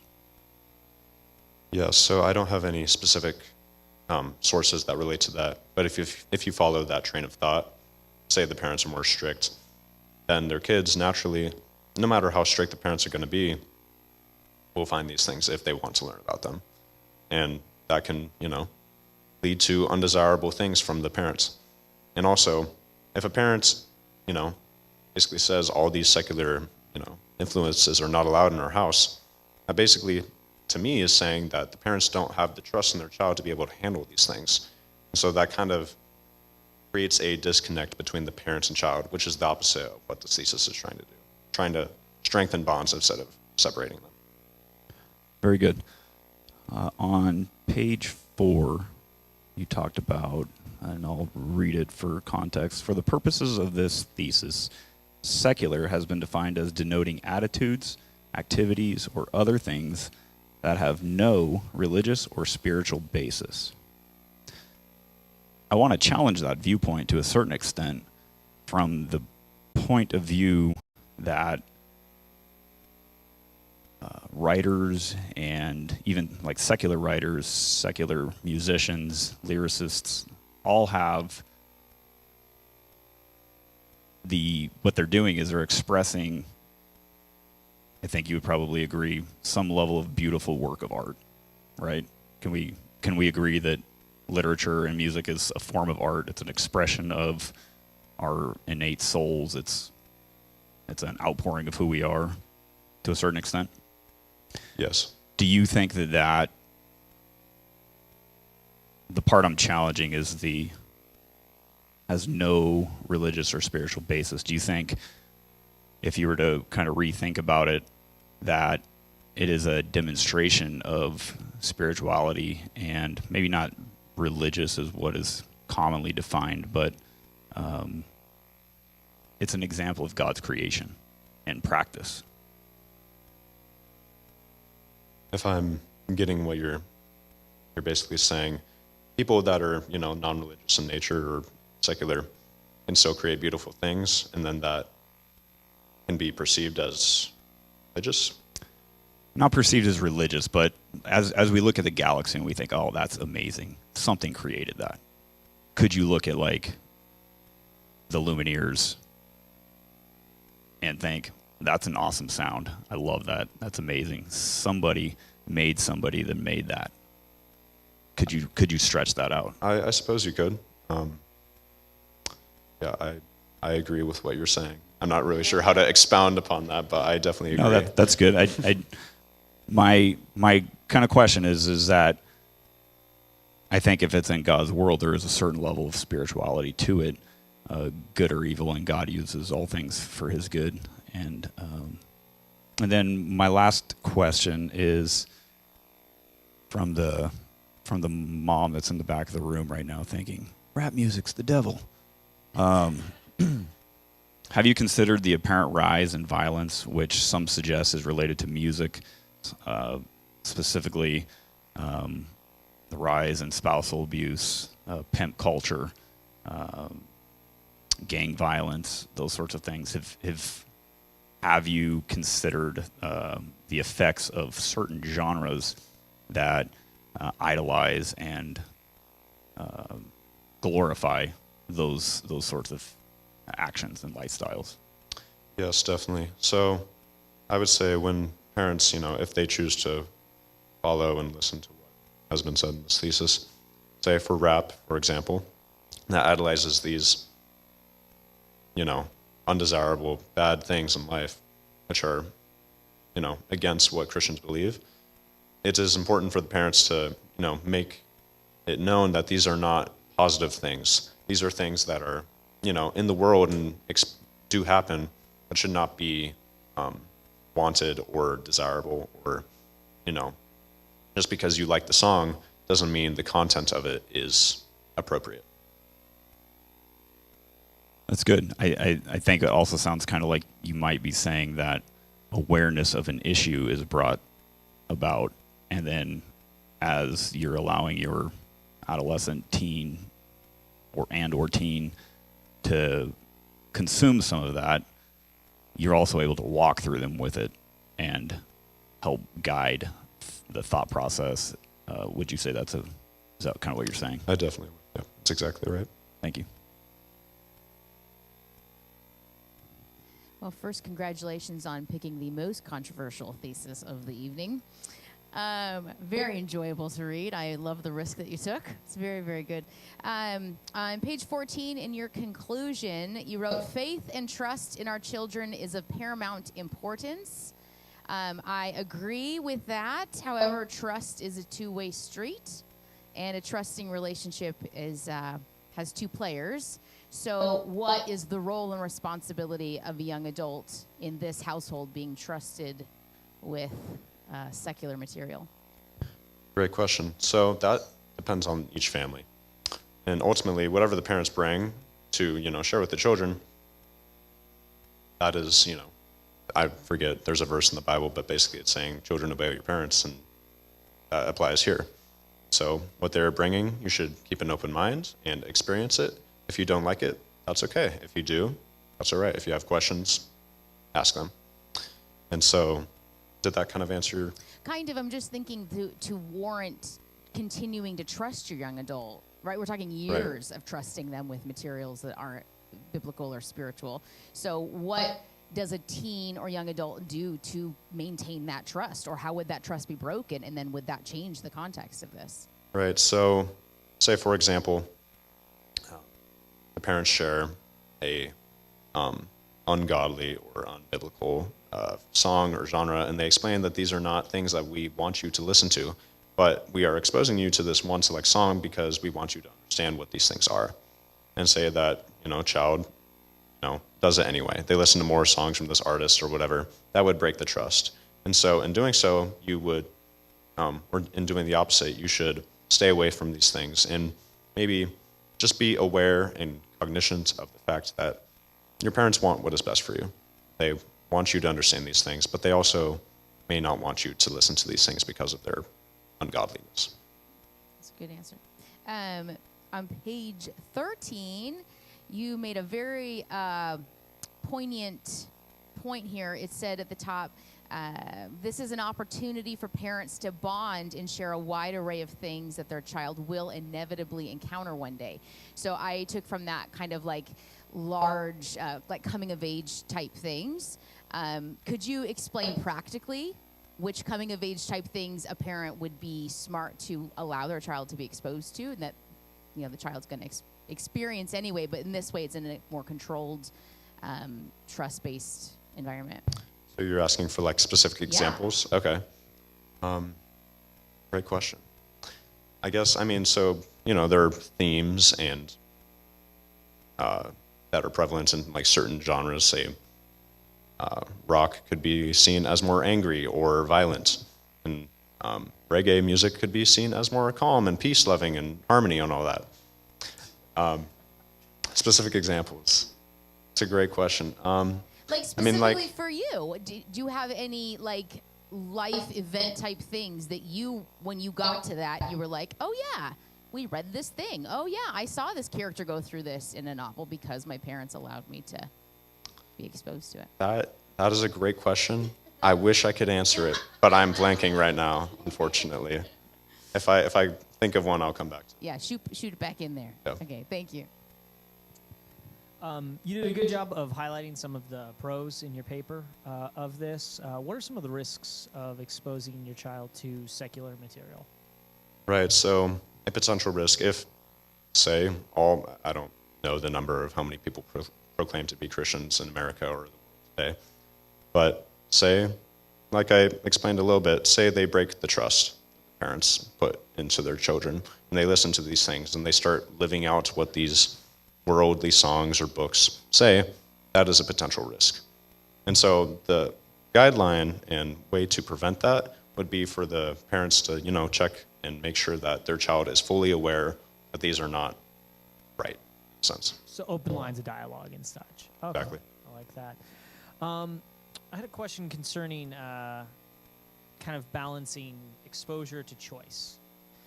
So one of the things you mentioned is the value of giving your kid a choice in what they do, the books they pick, the music they listen to and stuff. However, when I was a kid and also like from just watching lots of teens and kids in different ages, what if you have a situation where a kid says doesn't want diversity or variety of things? So if your son or daughter is like, I just want to listen to like the most basic like 3-chord punk all the time and stuff, how do you intervene in that? Do you send them to their room and go, you know, go to your room and listen to Bach, or like what do we do with that? How do we encourage? Sorry to put that another way. How would we encourage diversity in that regard? Well, I guess a great way would be showing examples of their friends. Maybe, for example, their child, you know, only really likes this one exact artist or this one exact genre. However, their friends really also like these other things. And so maybe they really don't care what their parents have to think, but they care what their friends do. And so they, in turn, can say, hey, blank person, Jack, whatever, likes this song. You should try it because he really likes it. This is a way for you to, you know, it's a conversation piece. It's a way to bond closer with your friends. Awesome. Great job.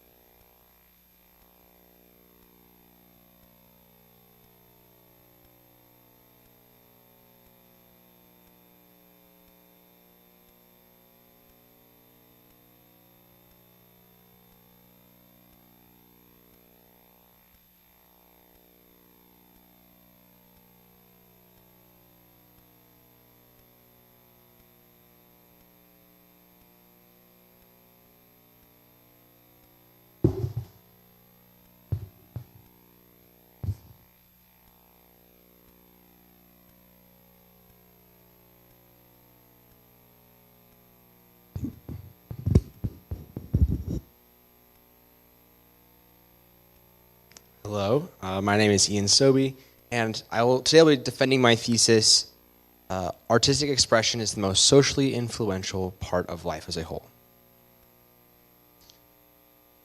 Imagine a world where you can understand someone without talking to them, a world where people can explain their deepest and most compelling ideas without having a single conversation with you. Likely to the surprise of many, this world already exists. Art is the truest window to the soul of an individual. It shows their view, their perspective, and their unique thoughts on any given subject. Many think of the modern world, or even worlds of near and distant history, and think that art is merely a common pleasure that happens to exist. While this is technically true, Not enough credit is given to artistic expression as one of the world's greatest influences. What seems to go unnoticed is the way art has impacted each individual, making them who they are. The effect of one artist's endeavors has the potential to be a larger influence than any law or news story has ever been. For me, art has always been one of the greatest pleasures and greatest importances in the world. As a painter and musician, I find art usually ends up as a priority in my life. Through my individual journey as an artist, I have gone through many different stages of both personal standards for myself as well as very opinionated critiques for others. Because of my background as an artist, and due to discussions and debates on this topic, I have been motivated to choose the following thesis statement to defend. Artistic expression is the most socially influential part of life as a whole. It is not until a full understanding of art's influence is gained that a person can see the beauties and importances of diverse styles of artistic expression. Well, what does artistic expression even mean? It's a term that should be defined and restricted to ensure clarity and minimal confusion. Quote, the expression or application of human creative skill and imagination, typically in a visual form such as painting or sculpture, producing works to be appreciated primarily for their beauty or emotional power. This can essentially be anything This can be essentially anything thought up and made by at least one human, which appeals to one's emotions and aesthetic senses. The most notable ways artistic expression is seen today are in visual arts, musical expression, and performing arts. Because of these major forms of expression, each of these major forms of expression is seen and thought about by every person every day. So why does this matter? What is the importance of these influences? The world is obviously obsessed with art, but some go unnoticed, unappreciated, and even criticized without their value being taken into true consideration. These three types of art are particularly valuable to humanity's progression. Firstly, paintings and drawings provide a visual perspective of an artist's view. The muses for visual artists are very diverse and provide a plethora of topics, themes, and social issues somewhat unnoticed until an artist puts the effort into making the picture. Secondly, musicians are the biggest poets and authors of today's world. Songwriters provide not only social commentary, but a look into trends of the everyday life of a given time. And finally, through live performance, both the audience and the performers are able to step into a new world and see and feel a different reality than their own. This naturally increases one's ability to sympathize and relate to people unlike oneself. Artistic expression holds incredible influence on both culture and individuals, so understanding and respecting that influence is crucial to our progression as a society and understanding of life. A sense and standard of respect for these diverse forms of art seems non-existent among most of the world. Instead of practicing the ability to appreciate any kind of art piece and see ways it could be beautiful to someone, most choose to ridicule and critique things they do not understand. Just because something does not pander to the majority sense of aesthetics and beauty does not mean it lacks value in how it influences the minority. All one needs to do is open their eyes, ears, and minds to new ideas, and they will find beauty and value in many different areas of life. Both today and throughout history, artists have been victim to being quickly put down for being unconventional rather than being praised for their uniqueness and nerve. Artistic expression truly is the most socially influential part of life, and understanding this can improve one's experience with art as a whole. Whether it is through visual arts, music, or performing arts, or another form that has not been mentioned, one can find a window into the artist's imagination and personality. Ancient Chinese philosopher Confucius said quite plainly, quote, "Everything has beauty, but not everyone sees it." As beauty-seeking creatures, the art is the most natural outlet for people to see the beauty of the world. Let us not rob ourselves of the beauty surrounding us and the creativity available around every corner, as it is for our benefit to see and recognize each artwork's value. Thank you. I'm now ready for questions.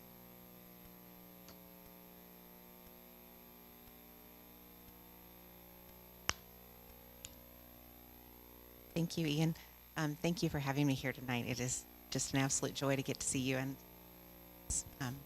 presenting this capstone project. You've talked in your paper about how art has been such a great pleasure of yours and an important thing in your life. I know you're a very talented artist. I wonder if you could just elaborate a little on how art has impacted you personally, what it has done. Well, I think art personally for me has created a outlet of self-expression so that I can better express how I feel about certain things or how I see things, as opposed to just speaking and talking about them. So I can express that through painting, mostly painting, sometimes playing on piano or singing, things like that. It's just a way to express the feelings one has in a way that's different than just verbally. In your thesis, you said that artistic expression is the most socially influential part of life as a whole. And I wonder if you could just clarify for me, are you talking about artistic expression being influential to the person who's creating or to the people who are consuming the art? So I think actually both. I don't know if I really maybe went into that as much depth as I could have in my paper, but I do believe that both the artist and the audience can be very largely impacted by this idea of artistic expression. And so art in general, has a very big impact on both the artist and the audience. So I think all of us would agree that when we pour ourselves into something, we want it to be appreciated. So I'm curious, as an artist yourself, what biases do you think you might have brought to this paper? It's a good question.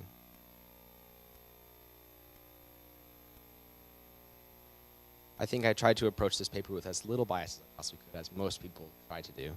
And I feel as though I succeeded in that aspect. I tried to essentially make my entire essay about keeping an open mind and keeping a bias out of how you view art and view people's works and creations. So there may have been some bias that I didn't really notice, but I tried to have little to none. So. Okay. So I told you when we were first talking about your ideas, you've changed your thesis a little bit. You were initially, I think, kind of talking about maybe people not valuing more modern styles of art as much as they do classical art. And I told you I was going to ask, what proof do you have that art is not being appreciated or valued?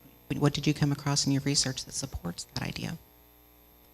So I did come across a couple sources, which I'm not sure that I quoted directly in my essay, but I did cite them, that were very, very opinionated articles by people who just refused to see the beauty and the value of modern art and were very opinionated about the fact that it's objectively bad. And so that was something that I had already gone into the process knowing those kinds of opinions because I've experienced them with one-on-one conversations with people. And so that kind of fueled my, just fueled the whole thesis in general. So I think that a lot of the proof to why art can be unappreciated comes from just my personal experience talking to people and being alive, I guess. So, yeah, I think that's, I don't know, yeah. And I wonder if you think that that's anything new. I noticed you talked in pages 4 and 5 about the impact of Impressionism, and you kind of seem to credit them for breaking the artistic mold. But I'm kind of curious why you started there, because I feel like all new art movements are going to be different from the previous standard. And, you know, you look at Monet, and people were very opinionated there. You know, this one critic who said that his work looked like a piece of wallpaper that had been left out in the rain.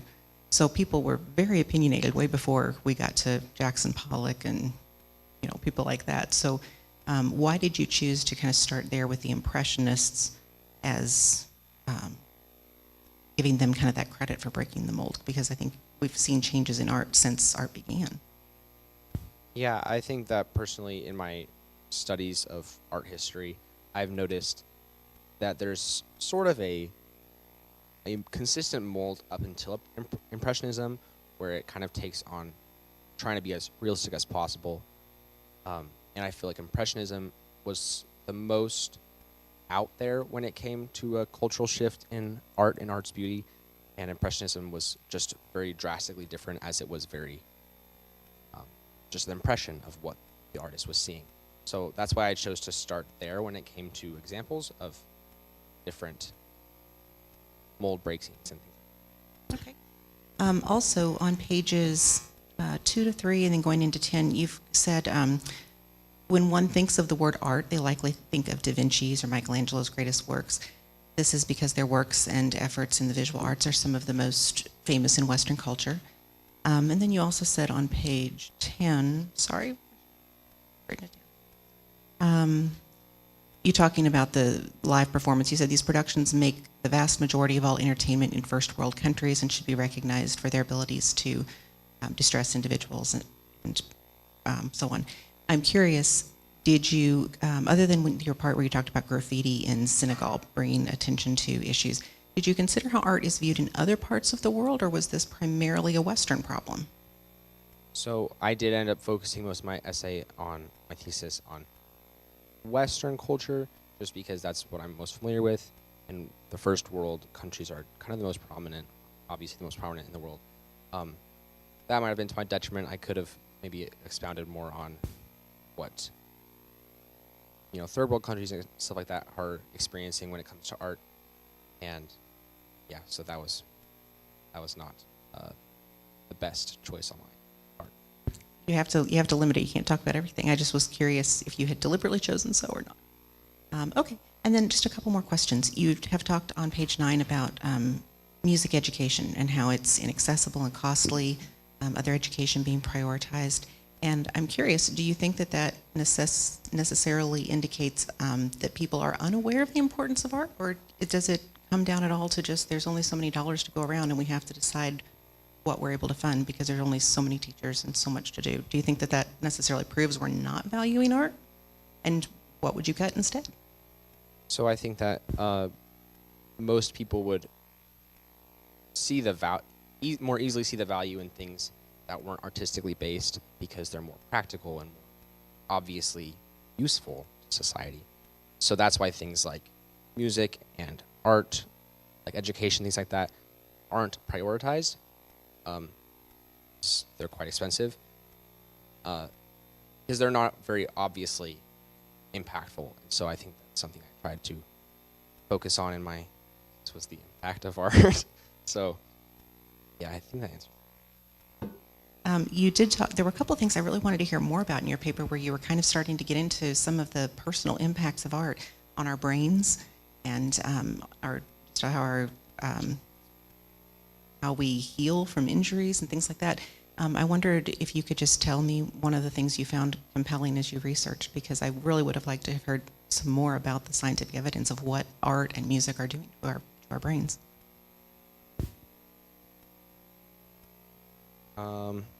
So I think that was more on my section. Yes, it was in the music yes, section. So on page 7,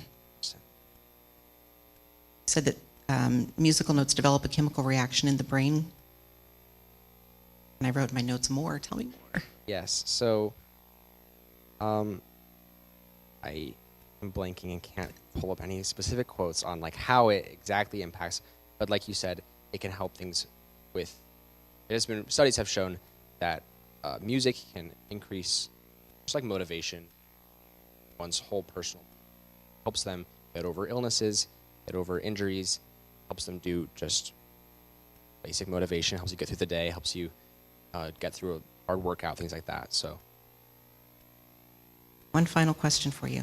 So we are a classical Christian community, and I think we would probably all agree that we look at God as the initial and greatest artist, that we are works of art, that we are made in his image because he is an artist, we can be artists. So I'm wondering, do you think that there is an ultimate purpose, is there an ultimate purpose to art, or is it all completely subjective? Well, I do think it's all completely subjective. I think that one's personal senses of beauty and senses of aesthetic are very personal to themselves. I don't think any are particularly opposed to what God intended or created. I think that it was he very intentionally created creative beings. So us being creative is very important, and it's just super unique to each individual because God made us all unique, and so we make things unique from each other. So we're not all going to make the same thing or the same music, and it's not all going to align, and we're not all going to like the same stuff. But I think we can all see the value of the different things that we're making. Thank you so much. That's all I have. Great job so far. Thank you. I really liked this is really loud. I liked your comparison of art to food. That was a great demonstration. That, for me especially, I would not consider myself an art enthusiast, or how you were offensively said. It is not until you have a full understanding of art's influence is gained that a person can see the beauties of importance of diverse styles. I feel like you called me a bad name there, but I'll get past that. I did like how you compared art to food, and I think that for me, when I may not like one dish, I may not like seafood, but I like steak, so I like food, and that was kind of freeing for me as I was reading it. And I think you did. We all always have biases, but I think you did a great job of allowing this paper to be approachable.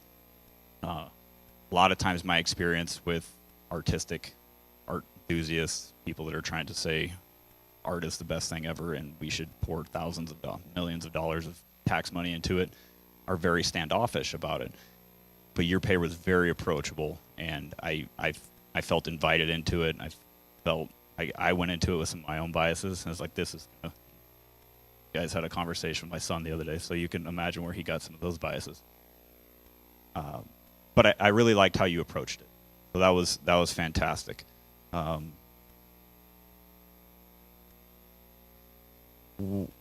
go back to your statement, you mentioned with Ms. Combs, so think about that as I read this. Artistic expression is the most socially influential part of life as a whole.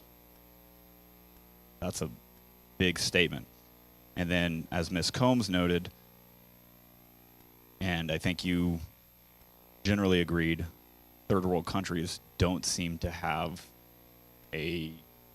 as robust art, music, cultural system as westernized nations, cultures do.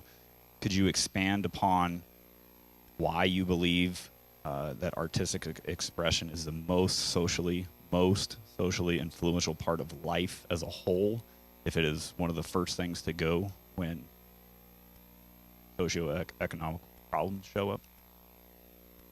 I think that would just mostly relate to costs, because a lot of art, especially in first world countries, can be costly because of the way the materials are capitalized. Makes it very difficult to come across things, especially in first world countries. It's very pushed that you need to have the right paintbrushes, the right painting, the right systems to make good music. And I think that it's very important to kind of break it down to that you don't need any of those things. You can make a guitar out of some wooden strings. You can paint with berries and sticks. Like, you can really do any of that kind of stuff without the costs that it seems like you need to do that. So I think that is why it can be very impactful, is because it's very universal. You don't need as much as people think that you need. And it really is a very universal Great. To follow up on that, should government or agencies or non-governmental organizations do more to lower the barrier to entry and maybe to access art, to access the expression of art in underdeveloped neighborhoods, even in our own nation, that for all intents and purposes could be compared to third world nations? Or Yeah. So I don't think that this is particularly a political issue, like a government type issue. I don't believe it's necessarily the government's responsibility to make art any more accessible than it already is. Like I said before, I think it's very universal, and I don't think you need to think like, oh, I don't have the resources, oh, I don't have this and that, because I do think that those things are very accessible. You just have to look for it, and you just have to find the ways. That's what makes an artist, really, is you have to look for how you can bring beauty to something that might not have been beautiful before. And kind of one last one, and this kind of formulated off of what your advisor mentioned as kind of your first initial thesis. So if you don't want to answer, you don't have to. But it sounded like, and throughout your paper, you seem to be interested in the postmodern art more so than other forms of art. Is that somewhat of a fair statement? Yeah, so again, that's kind of where my thesis stemmed from, was from a very passionate standing on why modern and postmodern art is beautiful, and it's not as, you can't understand it. It's not like that, and you really can see the beauty in it if you just try. So I think that's kind of where it stemmed, and that kind of influenced a lot of my thesis, because that's where it stemmed from. I maybe could have focused more, evening it out. No, that's fine. So I'm kind of setting up context for my follow-up question is, so you're arguing the viewpoint that postmodern, modern art, some people view as plain or hard to understand because it's a banana taped to a wall type thing. So with that in mind, so you at least could see from the viewpoint why somebody that is less culturally aware, they're misunderstanding. See that there's an issue there? Yeah, I do. Okay, so do you, if you were hypothetically of that viewpoint, could you believe potentially that mindset, or actually, I'm sorry, let me back up, the expression of modern art being plain or vague or not very seemingly creative could potentially be a like a product of the dumbing down of society. For instance, we talked about earlier the reduced cognition caused by chronic screen usage, social media addiction, pornography. Do you think people's ability to express creative art could have been impacted by these new modern addictions? So I think I'm kind of following. I would personally say that that those more modern forms of art being dumbed down, they're not very creative. I would argue with that. I wouldn't say that they're not creative. I'd say they're honestly more creative than more classical forms because they're more dependent on the artist thinking of something new, thinking of something that you wouldn't expect. And usually there's a pretty deep symbolism behind modern art. So I think that's kind of just a different type of creativity than more classical art where you see very detailed landscapes or portraits and things like that. So I wouldn't say it's less creative or dumbed down, but just it's just a different style, and we have to understand that it's different and just see that diversity.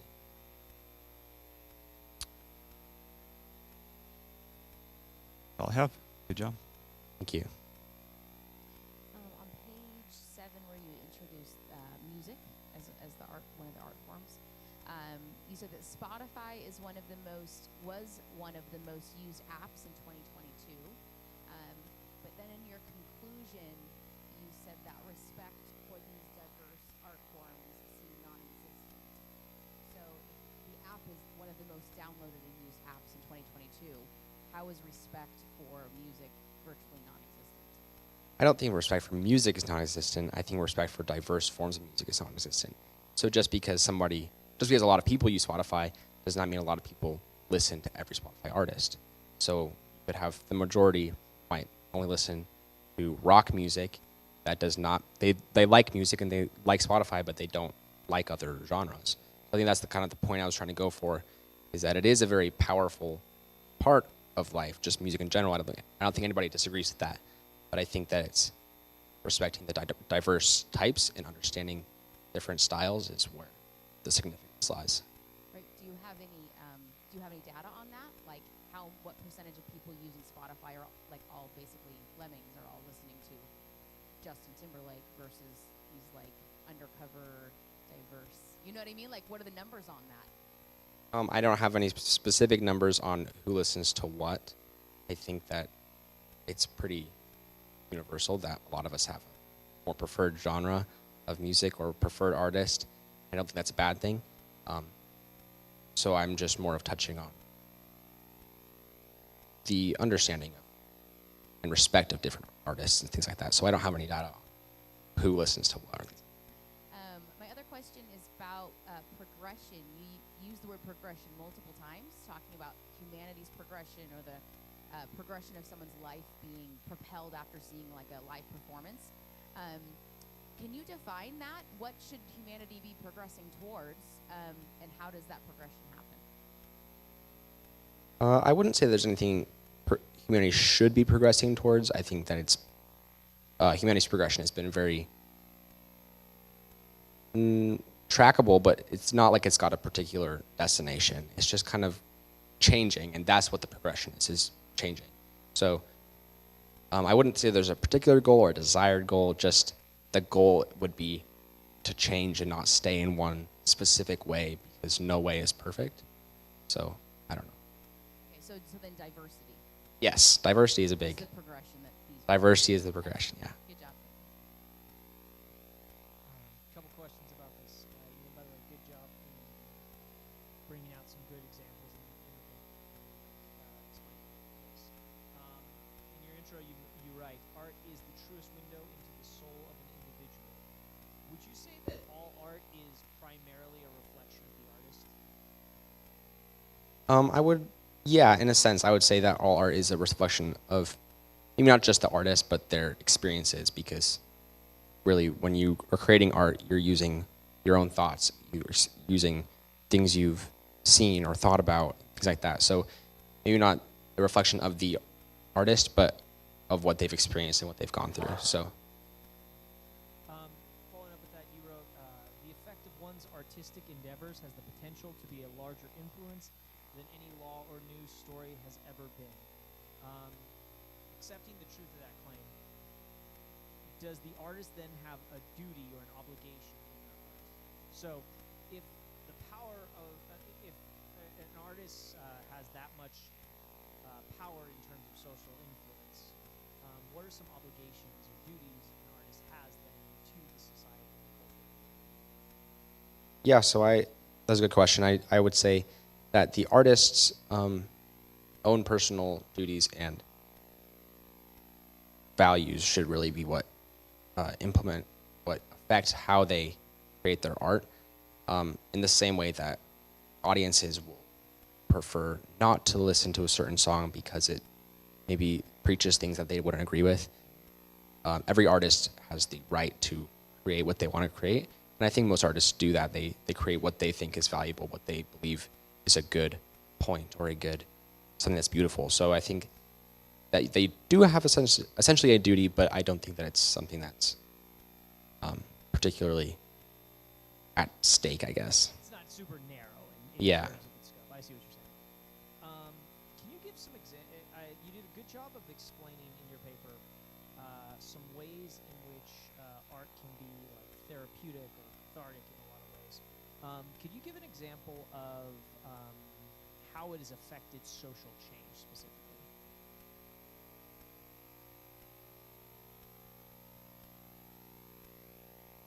Yeah, so I think I sort of dove into that topic in my point on music and music expression.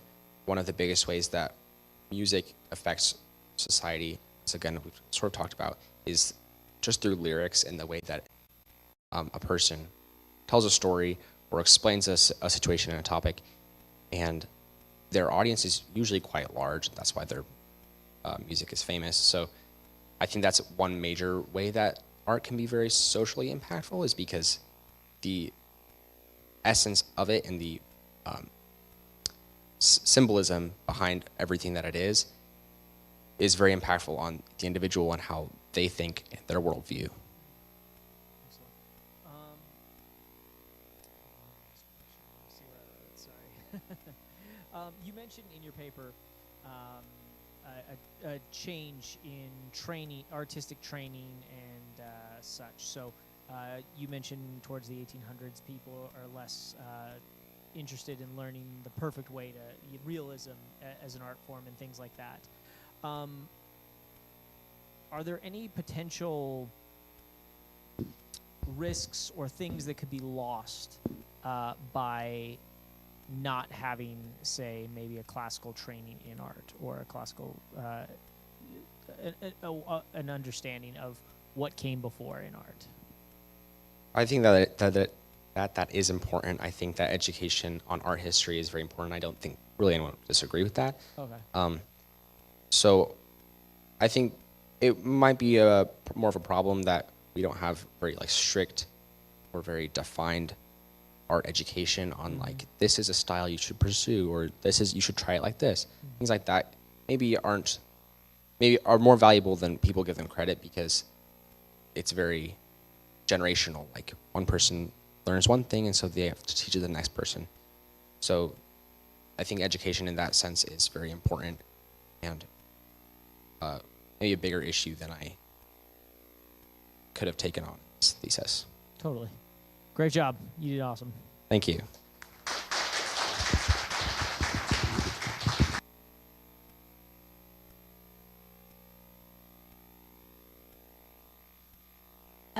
Okay. I want guys for you to please come up to the front.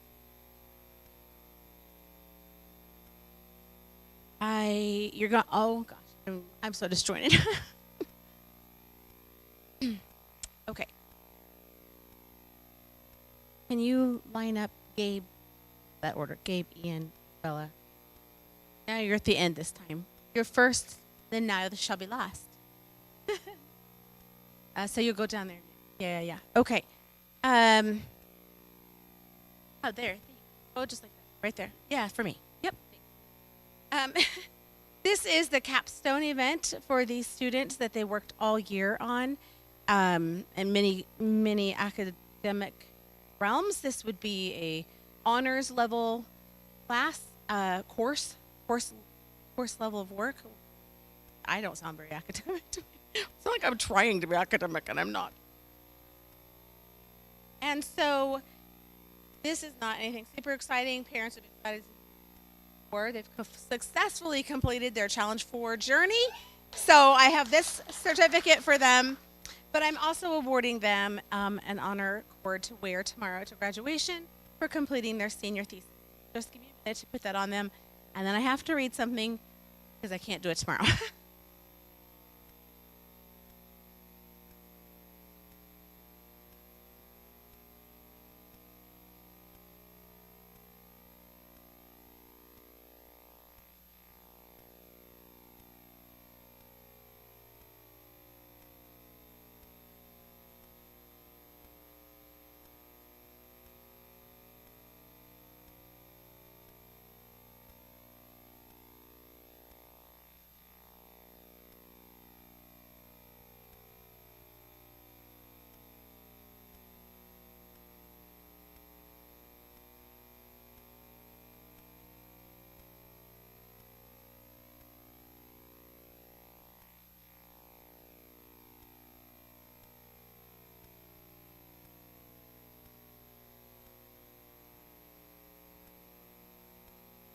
Okay.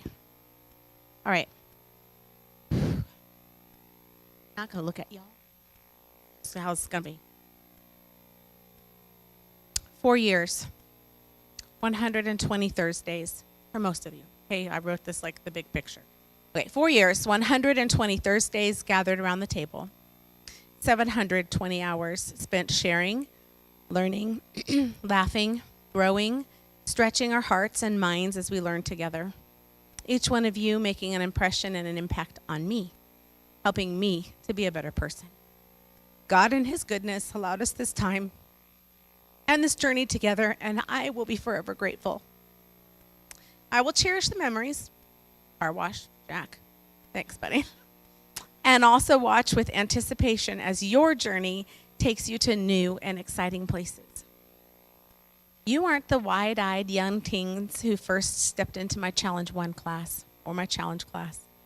No, life has caused you to grow in your hearts and in your minds while wrestling with the joys and the trials that come with this journey. But may you always keep the sense of wide-eyed wonder as you enter adulthood. May you always be struck with awe at the beauty we've heard a lot about today, at the beauty in the world around you. May you be hands and feet and spreading goodness and truth to those that you meet along life's road. May you think deeply. May you speak wisely. May you love dearly. and seek wisdom all the days life gives to you. Thank you for allowing me to be a part of your journey. From Numbers 6:24 and 25, may the Lord bless you and keep you. The Lord make his face to shine upon you and be gracious to you. The Lord lift his countenance upon you. And I love each one of you.